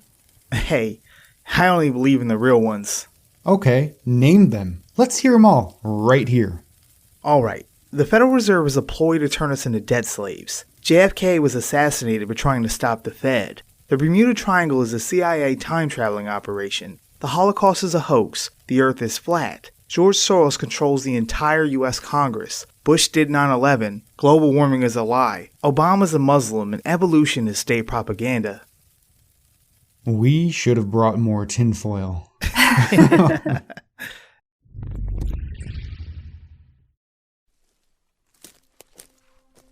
Zach and I decided to explore around the area and map out any useful locations. We invited Jackie to join us, but she wanted to do some spiritual ritual.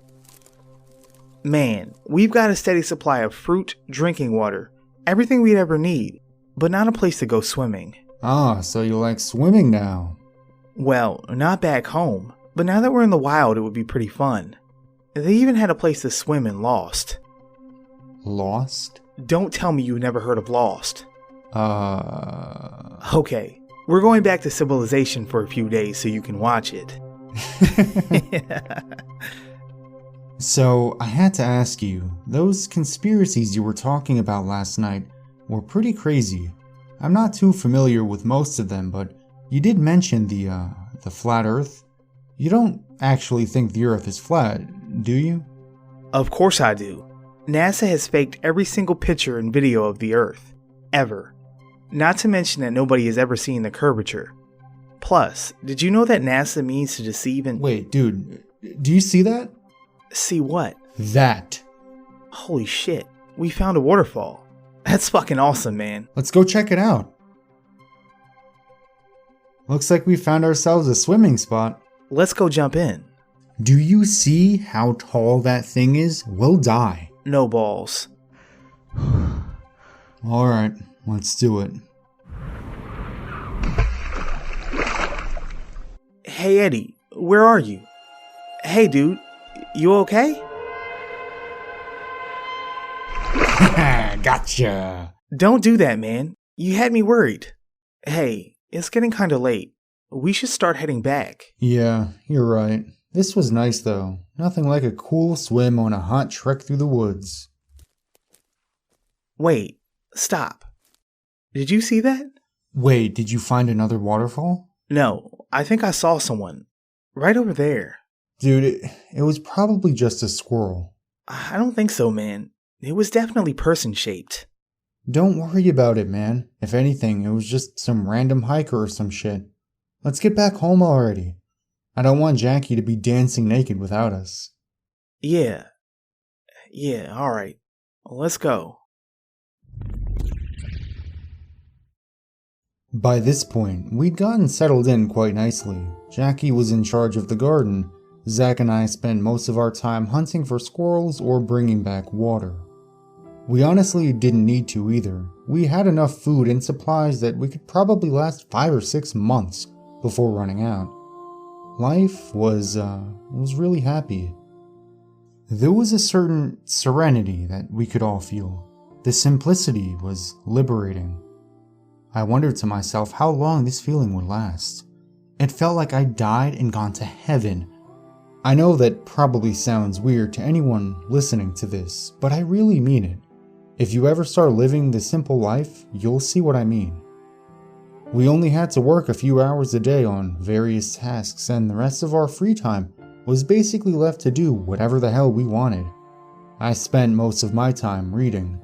I'm currently reading 1984. What a story. I imagine that's how most people back home are living right about now, at least compared to us. Jackie is obsessed with her garden and herbs. Even brought some cannabis seeds. She smokes weed when she meditates. Says it helps her achieve a higher level of focus somehow. I kinda envy her spirituality thing. Zach spends his free time exercising. I thought I was a fitness enthusiast, but he takes it to the next level. If he's not sleeping or eating, he's running or doing pull-ups. There's this one tree not too far from our cabin that's just perfect for pull-ups. We spend our nights relaxing by the fire and talking. Well, Zach does most of the talking. There's always another conspiracy theory he needs to tell us about. If it's not the master plan to discredit Hitler and destroy Germany, it's the real reason for the Civil War and how the northern states constantly screwed over the southern states and blah blah blah. The funny thing about it is that he actually knows a lot about these events, and sometimes I wonder if he's onto something. I started telling myself that if we ever went back to civilization, I'd actually look into some of the conspiracy theories he talked about. But with the way life was going out here, it looks like that day would never come.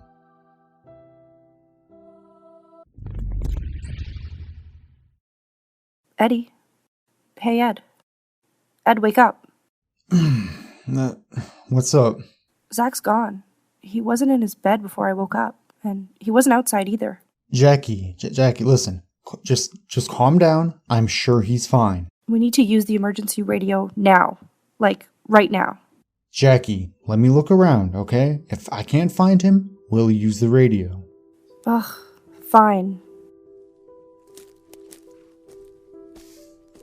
Hey, Zach! Zach! Let's go check the waterfall. He loves that place. Do you think he's okay? Jackie, look, Zach is one of the toughest people I know. I'm sure he's fine. And if he's not over by the waterfall, we'll use the radio just to be on the safe side. Don't worry. Everything's gonna be okay. Thanks, Eddie. No problem. Okay, the waterfall is just over here. I don't see him, Eddie. Wait. I think that's him, right over there. What's he doing in that tree? Let's go find out. Hey, Zach, what are you doing up there? Waiting for them. Who's them? Hold on. Guys, I think there are other people out here with us. Zach, people hike through these woods all the time. Eddie, give him a chance. Okay, I thought I heard something this morning. It woke me up. I decided to go investigate. I didn't want to bother you guys, so I didn't wake you up. I thought it would just be a few minutes, but it wasn't.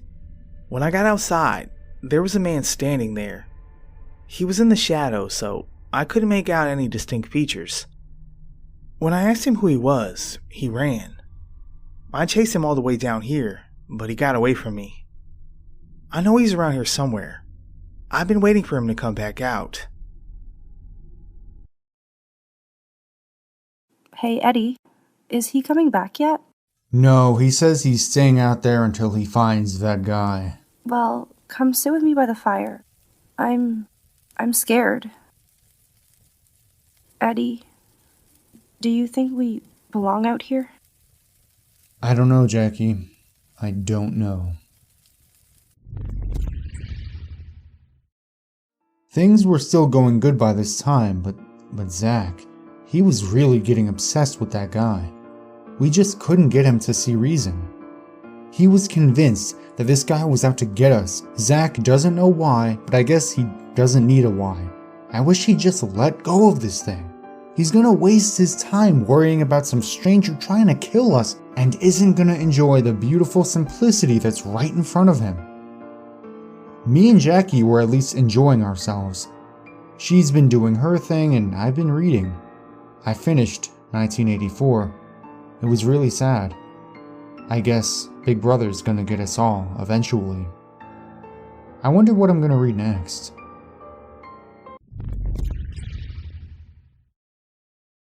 Eddie, Jackie, I think you guys should start practicing with the knives. Just in case something happens.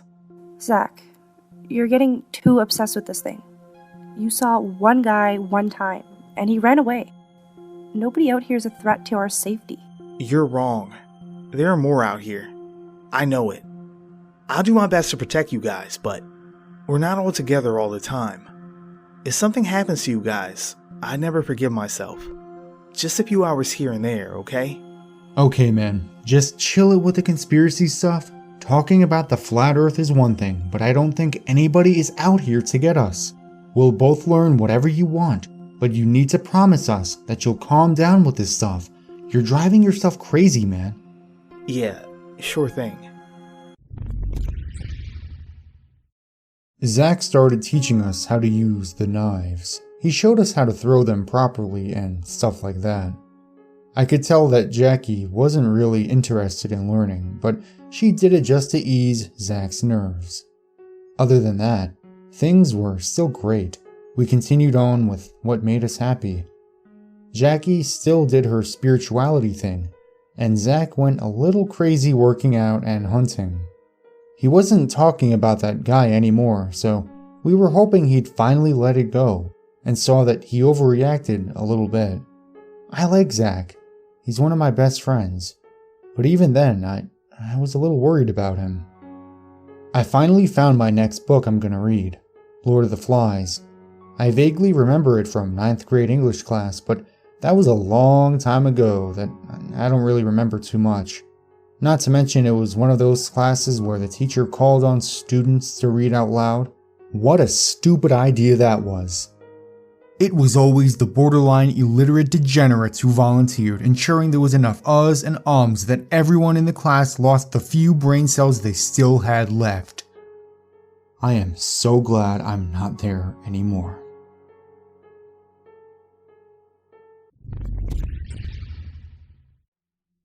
Hey Eddie, Jackie, I need to talk to you. What's up, Zach? Remember how I got crazy after I saw that one guy outside our camp? Yeah. I just saw more of them. At least a dozen. Are you sure? Yes. They all ran like deer when they heard me. What did they look like? I don't know. Like I said, they ran. All split up in different directions. They all wore dark clothing. So, what do you think we should do about it? I mean, it's not like... We need to go after them. You two didn't listen to me when I told you. And now there are more of them. Grab your knives and let's go. Zach, don't you think you're overreacting again? Maybe they were just campers or something. Stop it. I know what I saw. The way they were standing there. I know they were up to no good. I know they were planning to do something to us. They were holding guns. They were huge. They're coming for us. Listen, Zach, I think we... Shut the fuck up. We need to go after them right now before they get too far. Zach, it's already really late. If we go march around the woods now, we're gonna be out here in the dark. Don't you think it'd be safer just to stay here for now and figure this out together? Are you guys coming with me or not? Fine, I'm going alone. Wait, man. No, if you want to let these people plot against us, fine, but I'm not going to just sit on my hands and do nothing. And with that, Zach stormed off into the woods with his knives, determined to find the others, whoever the hell that was. It was a few days before we saw Zach again. Jackie and I got really worried about him.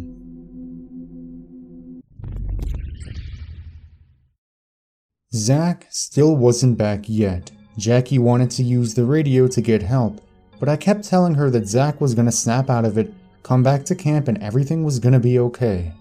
In retrospect, I should have listened to her. She would have used the radio and called for help if I had not talked her out of it.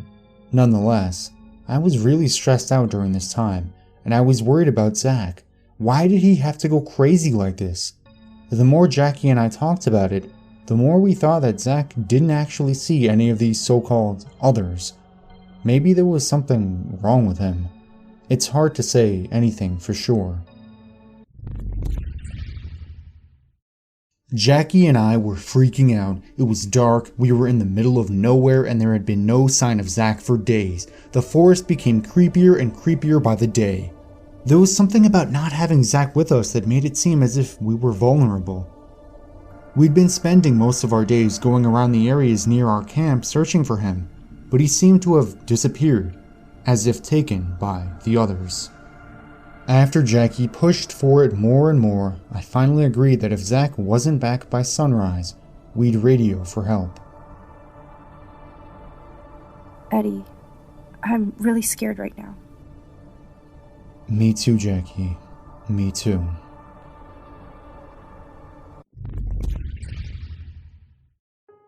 I don't know what the odds of this happening were, but Zach actually showed up before we radioed for help. Hey guys. Hey guys? That's all you have to say for yourself? Listen, calm down. Everything is okay now. I made it back safely, and we're all okay. That's not the point. We've been waiting around in the middle of the forest for you to come back. What the hell were you thinking? Jackie, calm down. Now, Zach, what have you been doing this entire time? Okay, at first, I was just wandering around. I was alone, and I wasn't entirely sure which direction I should have been going. After 2 or 3 days, I found one of them. I tracked them to their base. I have it on this map. I killed a few of them when they were by themselves. Never saw it coming.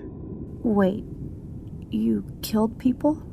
I had to. They were gonna hurt us if I didn't. Well, when I did, I buried the bodies and got the hell out of there. I bet they realize their own people missing by now. This is war. Stop with that shit. We're not at war with anyone. We need to call for help right now. You can't be killing people, Zach. We didn't come out here for this. Shut the hell up. We're not calling anyone for help. It's too late, Zach. I'm calling right now. Hey! We're not going anywhere.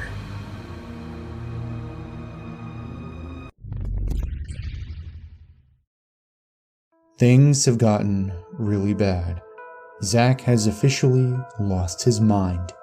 He won't let me or Jackie go home. He broke the radio. I have no idea what to do. How did he get like this? I've known him for most of my life, and I've never seen him act out this way. He won't even let me and Jackie be alone without him. He thinks that we'd conspire against him. He's not wrong. I'm trying to avoid the fight between him and I, where one of us ends up stabbed and bleeding to death in the middle of the woods. The craziest thing he's done is burn all my books. I didn't get a chance to finish reading Lord of the Flies. I don't know how it ends. I don't see a way this situation has a happy ending. What the? Jackie, let's get out of here. This way. Get back here. The pursuit continued for what felt like hours. Zach didn't have a hard time keeping up with us. Eddie, right here. I don't know how we managed it, but we were able to hide in a tree trunk. Zach ran by and didn't see us. We waited about 10 minutes before running back to civilization. Jackie and I spent the rest of the night quietly traveling through those woods. The darkness made it a difficult journey, but we knew we had to get as much space between us and Zach as possible. We only had one instance where we thought we were lost, and it didn't last very long. We made it to the street, found the nearest house, and the owners were nice enough to help us get back to our real homes. After everything was said and done, we didn't know what to think. It was only a few days later that I was interviewed by a detective. I told him about Zach and his paranoia. I told him about the conspiracies and all the crazy ideas Zach clung to. I told him about the others and how Zach thought these people were going to try and come and kill us, or whatever he thought. Is that it? Yeah, that's it. Your friend was right. The others he feared are a documented criminal organization we've been tracking for years. They are one of the most heinous and savage groups we've ever come across, infamous for stalking, torturing, and killing hikers. But that hardly matters. He knew the truth, and look what it did to him. It's much easier to look the other way. Pretend the inconsistencies do add up. To pretend that everything's going to be okay. Woe to him who bears the burden of truth.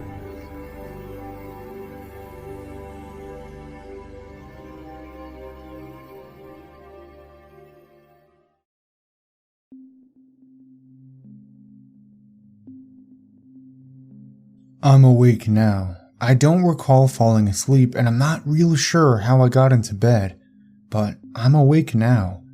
There's a very distant ringing in my ears, sort of like the aftermath of a concussive blast that makes you deaf, only this ringing seems far off inside my head. Must have had a rough night, I suppose, although honestly I can't really recall the previous evening, or any evening for that matter. Yep, must have been one hell of a night. I roll out of bed and my feet hit the cold, hard tile floor of my bedroom. Rubbing my hands over my face, I try to shake the cobwebs of sleep and whatever I may have drank last night out of my head. Glancing out of the nearby window of the bedroom, I see a gloomy, overcast sky and a light rain falling on the leafless forest of trees that surrounds my property. Is it fall? I honestly can't remember. I swear to God, I'll never drink that much again.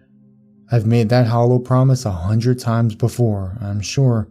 I've made that same hollow promise 100 times before, I'm sure. Moving off of the bed, I walk down the hall and descend the staircase that leads to the main level of the house, the top 3 stairs creaking under my weight, as they always do. Moving down the stairs, I can see outside through the Amityville horror-style windows over the entryway that the drizzle and clouds have settled in and are likely going to be hanging around a while. I'm not going to go to work today. Wait, I don't have to work today, right? It's the weekend, isn't it? I shake my head vigorously and make that same hollow promise to God again. This day is going to be far worse than my night must have been. The kitchen has a digital clock, so I stumble into it to check the day and time just to be sure I don't need to call in sick. Clock says 9 a.m. I'm late if it's a weekday, and it's Sunday. Excellent. Time to crash on the couch and do nothing. My God, I'm tired. The couch is calling my name right now. I leave the kitchen and move through the archway into the living room, noticing that the hardwoods are just as cold as the tiled floors upstairs. A small shiver moves up my spine, and I make a turn towards the thermostat to crank the heat up before lying down and covering up with the throw blanket hanging over the back of the couch. The worn, cold leather of the couch creaks under my weight. I hear the familiar click of the thermostat as the heat kicks on, and I pull the blanket in tighter, close my eyes, and try to fall asleep.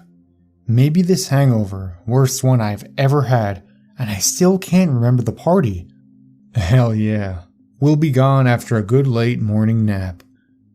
The whispers start immediately. I bolt upright on the couch, throwing the blanket aside as I do, and scan the room. Aside from me, the living room is empty. The upstairs bathroom fan is running. Did I leave it on? Did I even go in the bathroom this morning? I sneak quietly from the living room, through the kitchen, and peek around the corner, silent as a church mass. I had to have been a ninja in a past life or something. I look up the stairs and see that the bathroom light is on, and the exhaust fan is definitely running. Maybe I destroyed the toilet last night and left it running to kill the smell before stumbling to bed. I think. But the whispering starts again, and it's coming from the bathroom. No time for subtlety now. So I bolt up the stairs, the top 3 creaks as usual, and burst into the bathroom. If there's someone in here, they are about to get their ass kicked, but the bathroom is empty, and the whispering has stopped. Okay, I'm far more hungover than I thought. I flip the bathroom wall switch to kill the lights and the fan, then realize my bed isn't far away at all. Sleep. I need sleep. I'm so tired. The bed is there in my room, dark and inviting. I'll just sleep this off and wake up feeling much better. Time for that nap. I lay down on the bed, sinking into the mattress like butter melting onto a hot pan, pull the covers up to my chin, close my eyes, and sleep. Or, at least I think I went to sleep. I'm definitely awake, but I don't recall falling asleep or dreaming. The darkness has crept into the room like a stealthy thief, casting shadows on the far wall that look like demons ready to jump out their two-dimensional wall canvas and attack as full-blown three-dimensional horrors. Must be nighttime, because I can't see anything through the window, but I can still hear the faint pattering of the rain on the roof. I throw the blankets back, I sit up and rub my face again, still tired and groggy, and hungover. I leave the demons behind me on the bedroom wall and head to the bathroom. The light is still off, so I flip it on. The light from the molded glass fixture dances all over like little crystal ballerinas, and the exhaust fan comes on. I sneak a peek into the toilet. Nope, no prayers offered up to the porcelain god in here, I think to myself, as I turn to the mirror to face myself and dreading the sight I will behold in this rough state. Sounds from downstairs freeze me in my tracks.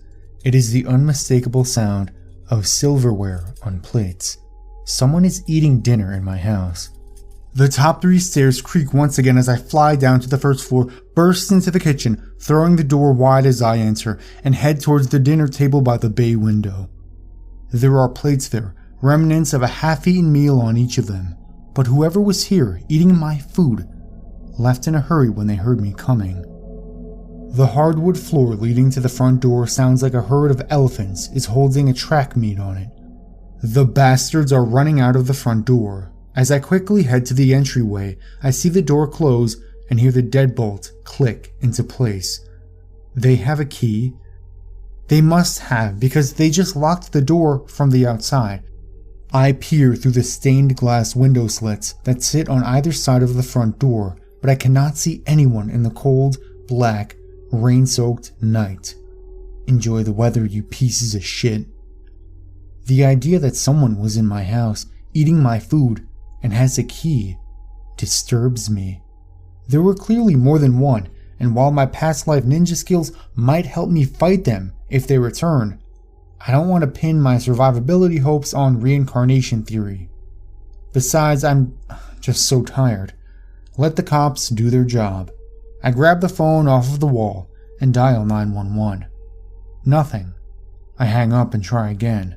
Still nothing. There's no dial tone. Did they cut the lines? Bastards. Now I'm pissed. They were in my house eating my food, and now they've cut the phone lines. Well, they don't have a car because I would have heard it fire up and drive off. Their asses are mine. As I storm out of the kitchen towards the front door, I leave a trail of dinner plates, silverware, half-eaten food, and anything else on the counters strewn on the floor. The dull ringing in my ears has intensified a bit. I'm tired and groggy, but I don't care. I'm pissed. I open the front door so fast I don't even feel the brass handle in my palm. It slams shut behind me, taking long, determined strides into the fog-covered front yard. Seems the rain has let up. I start scanning for assholes and elbows because I'm sure those fuckers are running away. I spend the next hour searching the yard along the tree line, but don't find any sign of people. Whoever they were, they're long gone now, and damn it, I'm still tired as hell. I don't have time for this. As I head back to the house, I notice the lights on the entryway are on. They cast a glowing image of those Amityville windows above the doorways onto the stone slab porch and front yard. And the front door is open. I don't remember closing it, but I know I heard it slam shut behind me. I break into a full run and charge into the house, stirring up a vortex of wet dead leaves in my wake. I notice that the ringing in my ears has increased in intensity, and I can hear the din of whispers over the tone in my head. As I storm onto the cold, slick floors of the entryway, I see 3 people. The first is clearly a priest of some sort. He's holding up a rosary with one hand and has a small opened Bible in the other. The second person is a short, sad-looking woman with a floor-length coat pulled tight around her. Its fur-lined trim and collar cinched closed with little wooden pegs. The third person is my daughter. I almost forgot I have a daughter. How could I forget her? She's beautiful, standing there in front of me. I have a tremendous sense of loss and realize I miss her so much, but cannot figure out why. Didn't I just see her the other day? Well, didn't I? Images of a beach, the warm, salty air on a windy day flashed through my mind. My little girl is there and we're flying a kite. I can hear the waves crashing onto the sugar sand shore and my daughter laughing as we run through the surf, flying a kite. It was a great day, and she was so young, beautiful, and full of life. She's crying now, mouth covered by her hands as she scans the area of the entryway we're all standing in.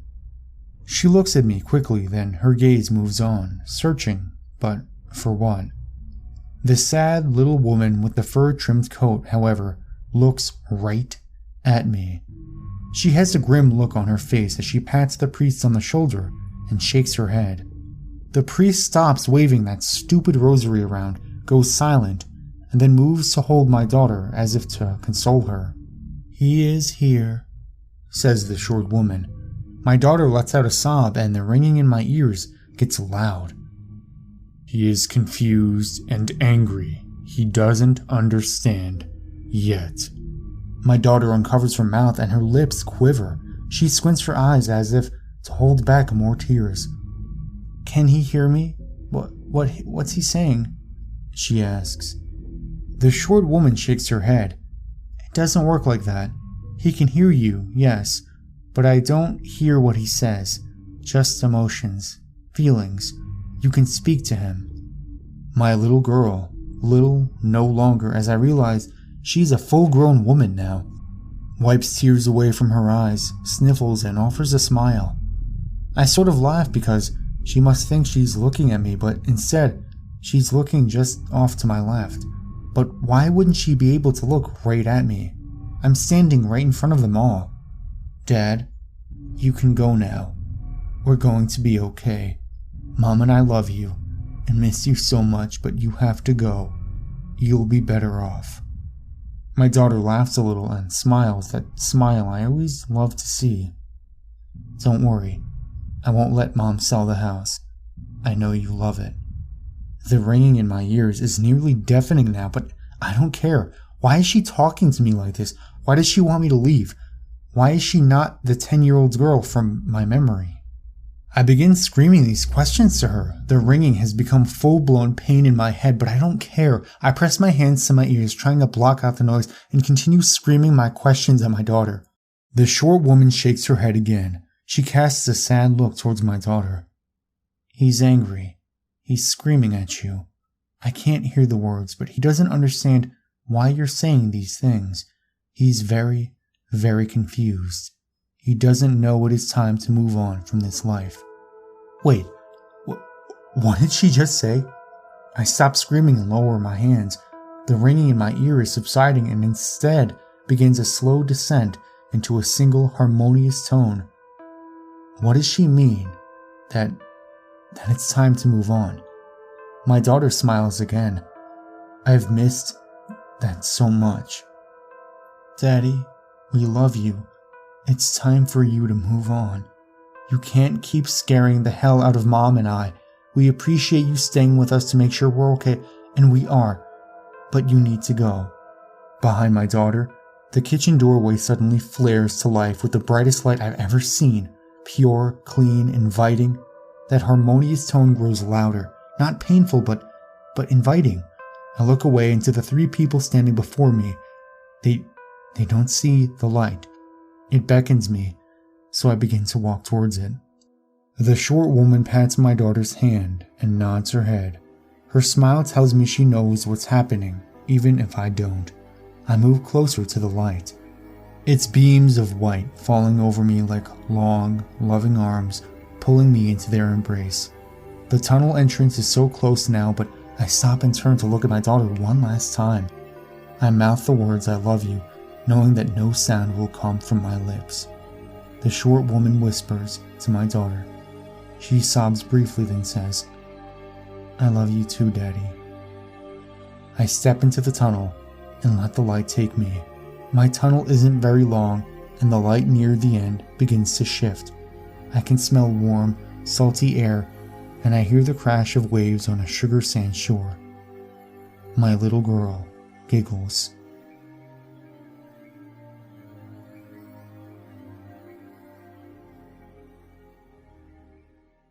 Have you ever had an experience that suggested someone else was in your house and just thought, "I don't want to know," and left it?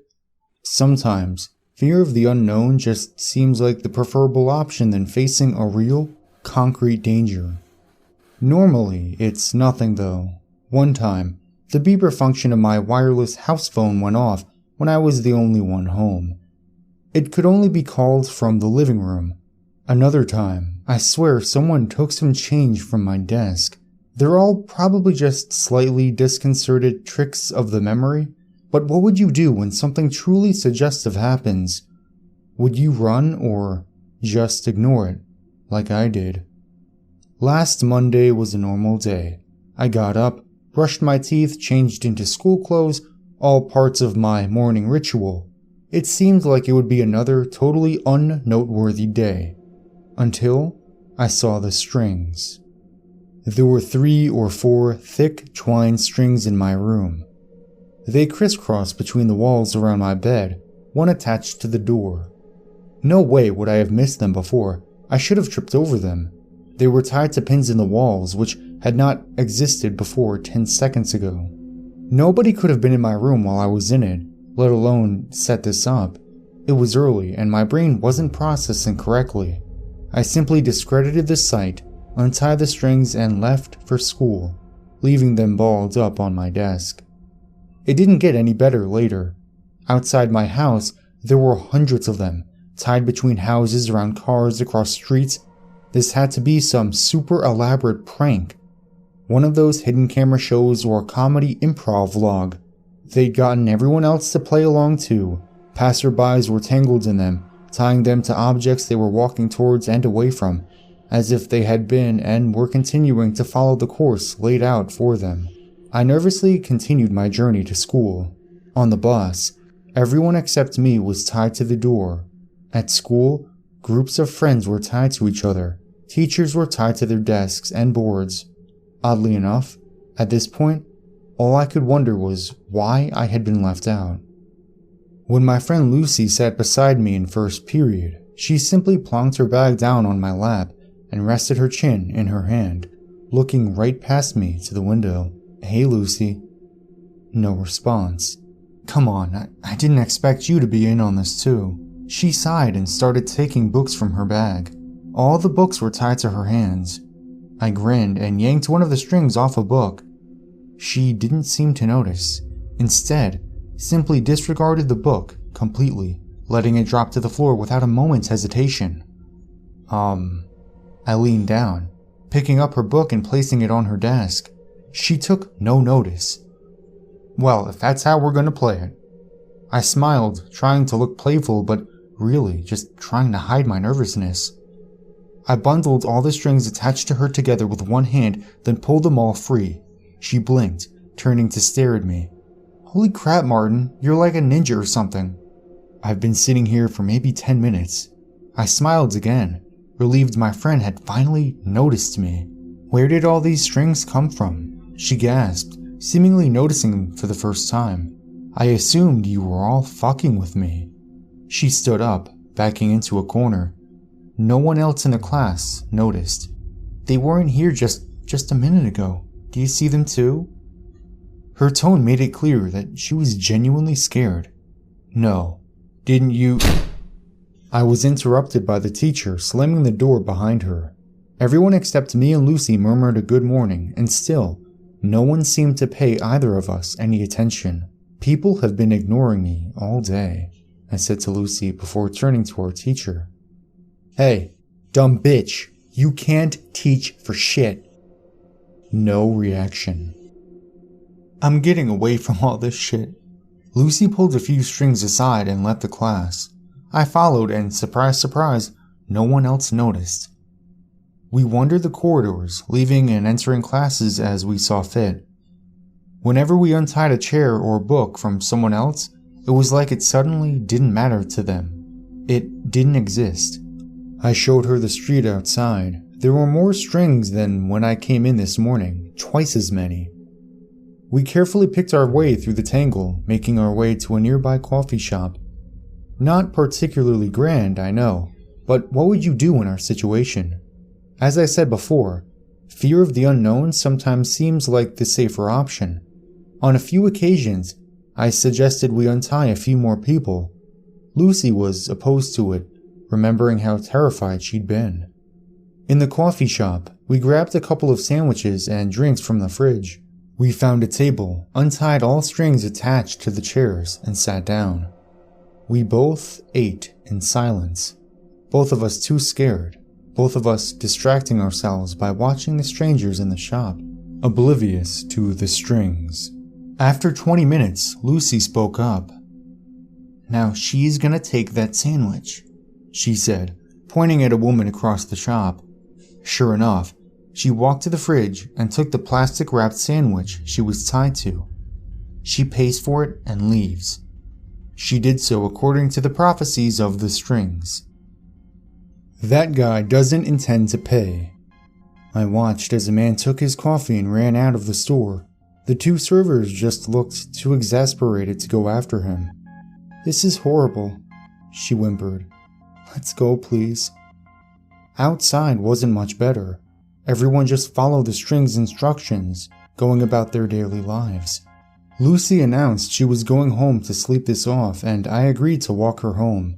She only lived 10 minutes away. Away from the busier part of town, there were fewer strings. It was nicer. We could pretend it wasn't happening.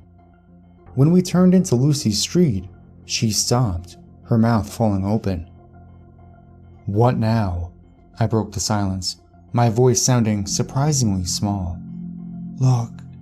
She pointed outside one of her neighbor's houses. I saw it clearly, and I'll take my memory of that moment till the day I die. A little, dark imp, maybe 3 feet tall, walking along with its knuckles on the ground, almost like a monkey. It had 2 bulbous yellow eyes, taking up half of its face, and no mouth or any other facial features. It was holding a hammer and a ball of twine, which it was letting out behind it. It walked quickly and quietly from the front door of the house to the mailbox. It stopped, hammered a nail into the side of the box, and tied its string around it. It turned to face us, and stopped when it spotted us. My bottom fell out even further than it had already been, but it just stared with a look of surprise and curiosity. You could almost say it was the more frightened one.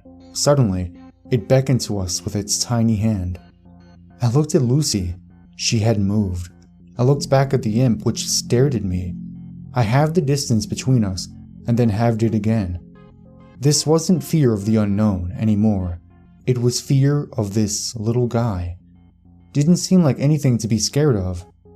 When I was a meter away from it, it extended its hand. Hi?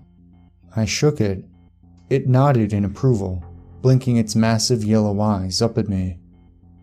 "So, you're the ones in charge of the strings?" It nodded eagerly. I called Lucy over, but she stayed where she was. "There are more of you?" Another nod. I wanted to ask it so many questions about what it was and where it came from, but it seemed for now I was stuck with only yes or no questions. Do we even have free will? It just looked at me, almost sadly. I immediately felt sick to my stomach. I couldn't bear looking at this little monster anymore. I grabbed Lucy, who had been listening to our exchange, and now sat on the curb with her head in her hands. "Come on." We entered her house, and I made her a cup of tea. When I found her in the living room, she had untied her dog and was curled up with it, crying. I set the tea down and sat beside her. "I'm so scared," she whispered after a good 10 minutes of sobbing. I didn't answer. I couldn't. I'm going to sleep. She mumbled suddenly and was under within the minute. Sleep was starting to sound pretty good all of a sudden. My eyelids suddenly felt like they were being weighed down. I collapsed to the rug, and the last thing I heard before I fell asleep was the scurrying of several sets of little feet nearby. I felt much better the next day, as if the whole affair had been a dream. I'd probably have believed that if I hadn't been awoken by Lucy's mother that morning, wondering what I was doing sleeping over without permission or something. Over breakfast, Lucy asked me why I looked so pale and nervous. I turned to her and smiled, mumbling something to her about feeling sick. But the truth was, I was scared because I couldn't see any strings and was wondering whether my actions were truly my own.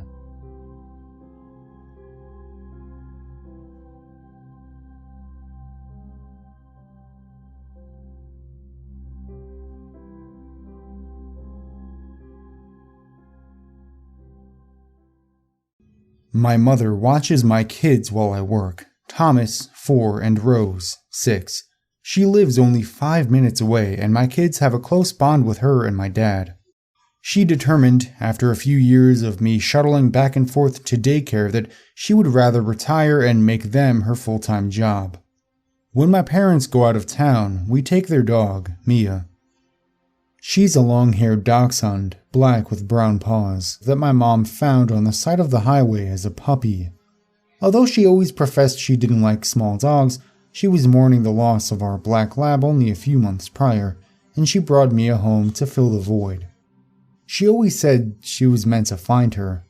The thing you have to understand about this dog is that while she is 100% submissive to my parents, siblings, and my family, she is extremely protective of all of us. She sits next to doors, waiting for my kids to enter the house first, and patiently waits for her to return to have dinner.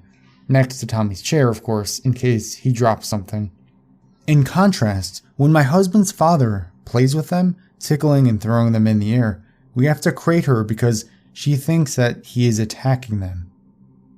Just about anything in her yard prompts a vicious response, and typical for dachshunds, she doesn't seem to know or care that she is sometimes smaller than the object of her aggression.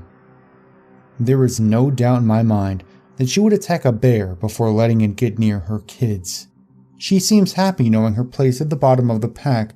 She's well fed, a little lazy, and her favorite position is draped across my daughter's stomach, napping while Rose watches TV. You may wonder why I'm bothering to tell you all of this, but it is important. I don't know how my mom saw a tiny black furry thing on the side of the highway or why she stopped to check it out. I don't know why they decided not to bring her to the beach with them this weekend as they normally would, only that they asked if we could take her. I do know that we spoil her, and even though she sleeps in a crate at home, we let her sleep with the kids when she's here. Thank God we do. It was around 3 a.m. when I woke up and padded to the bathroom, hoping that I wasn't heading into a bout of insomnia. Usually, before going back to my room, I'll pop into the kids' rooms, turn them right side up, fix thrown around blankets and things like that. My house is small, a ranch just big enough for all of us. The bathroom is across the hall from my son's room. Next to his room is ours, with my daughter's across from that. The first thing that I noticed through the sleepy haze was that my son's window shade was blowing gently. We had closed all of the windows earlier to turn on the air conditioner, but I thought to myself that he must have opened it. All of our windows have a safety feature, 2 plastic pieces that we can pop out on the upper frame that only allow the window to open 3 inches. It stops curious children from falling out and anyone from breaking in. I always keep these engaged on the kids' windows. My son was always sprawled sideways, his head resting on the bumper of his bed with 1 foot on the pillow and the other propped up on the windowsill. His stuffed Tigger was tucked in one arm, his blanket in the other. Dinosaurs and other toys were strewn all over his bed, evidence that he'd not gone right to sleep that night. I paused for a moment to watch him sleep in his ridiculous way before fixing everything. They only stay little for a minute, you know. As I watched him sleep, the shade over the window slowly moved. I should have moved more quickly, I know, but in the middle of the night when your brain is half asleep, reaction times aren't quite up to par. Honestly, my first thought was that I must be asleep, having a nightmare. As I stood there in growing terror, a long, pale limb reached under the shade toward him. An arm, extremely thin, with long fingers but not quite human. It was too long to be human. It grazed his stomach, still pudgy with the remnants of toddlerhood, and slowly started to wrap around one little leg. It was at this point that I snapped out of my stupor. Nightmare or not, nothing was going to pull my baby out of his bed. Before I made it to bed, though, a little black form came tearing from Rose's room across the hall with a snarl bigger than her size. Mia latched onto the arm that held Tommy's leg and fiercely shook her head, tearing into the white flesh. With a noise somewhere between a screech and a scream, the creature outside the window yanked its arm back outside. Mia followed the retreating appendage, scrabbling at the windowsill as if trying to dig through it, jamming her head through a little gap. Luckily, she couldn't fit. It was a 6-foot drop on the other side. Barking and snarling like a dog possessed, she tried to reach whatever it was on the other side. As I gathered my son into my arms, terrified and screaming for my husband, I tried to pull her back into the room. Joe came stumbling into the room, reacting both to my screams and the dog barking. I heard Rose start crying across the hall. I abandoned Mia, pulling a thoroughly confused Tommy out of his bed and running to Rose's room, where I scooped her up too. I put them both on the floor at the foot of my bed, far from both windows in my room, and made sure both were locked. Joe kept asking what happened, and between sobs I explained that there was something outside that tried to take Tommy. He was holding Mia, who was squirming and growling. At first, he tried telling me it was just a dream, but it was hard to deny that something real happened. The dog was still barking. She finally tore free from his arms and took off toward the opposite side of the house. Joe told me to stay with the kids and went in the closet safe for his gun. He doesn't really keep it for home defense as much as for a hobby, being that it takes him a minute to get it out, but I was glad he took the minute to take it. He disappeared into the hallway, and once he was past the faint nightlight in Tommy's room, he was gone into the dark. The dog was still barking. Long minutes passed. I could hear Mia run from the front door to the back, then to the window in the kitchen, then to the one by the table. Listening to her path, I realized whatever she heard was slowly circling the house. Next to the bathroom, then Rose's room. Finally, she ran into our room, and knowing we were close to whatever was outside intensified her aggression. The kids cried, and I tried to muffle the sound without smothering them, telling them that everything would be fine. Joe stood at the door, pointing the gun at the window that Mia was currently launching herself at. I heard shuffling, scratching, the sound of the screen being pulled out of the window. "Don't shoot through the window," I begged Joe as loudly as I dared, fearing that if the glass was broken, it would just come inside. Joe remained silent, motionless, finger on the trigger. We waited for long moments while the creature outside scratched and banged, looking for a weakness in the frame. Finally, it grew silent outside. Gradually, Mia's snarls turned to low growls, and Joe relaxed the grip on his gun. The kids' cries turned to whimpers, and I slowly relaxed my death grip on them. I crept to the window and peeked up under the shade.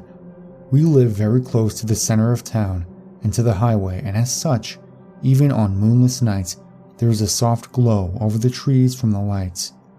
It's not great for star watching, but it is comforting to me that it is never pitch black outside. Except tonight. As I peered out the window, I couldn't help but stand and crane my neck, looking for the lights. The only reason they would be out is a power outage, and we were on the same grid, so that couldn't be it. The highway put out no light as well. I flipped up the stoppers and cracked the window in the front, putting my ear close to the opening. Joe hissed at me from across the room to close the window, and Mia intensified her growl, but didn't move. Outside was dead silent. We live in a quiet neighborhood, Most of our neighbors were the original owners of their homes, built in the 60s. 2 doors down from us is a 5-year-old that the kids play with regularly, but other than that, there aren't many kids on our block. It was too dark outside, unnaturally dark. I reached in Joe's bedside drawer for the small flashlight I knew he kept in case of power loss. Keeping the window open only a few inches, I turned on the light and pointed it around. I didn't see anything besides dark, sleeping houses. My courage growing, I opened the window far enough to point the light down, and since I've seen horror movies, up as well. You never know when the monster is actually on the roof. With the dog still beside me, only a low rumbling in her throat, I opened the window just far enough to poke my head out.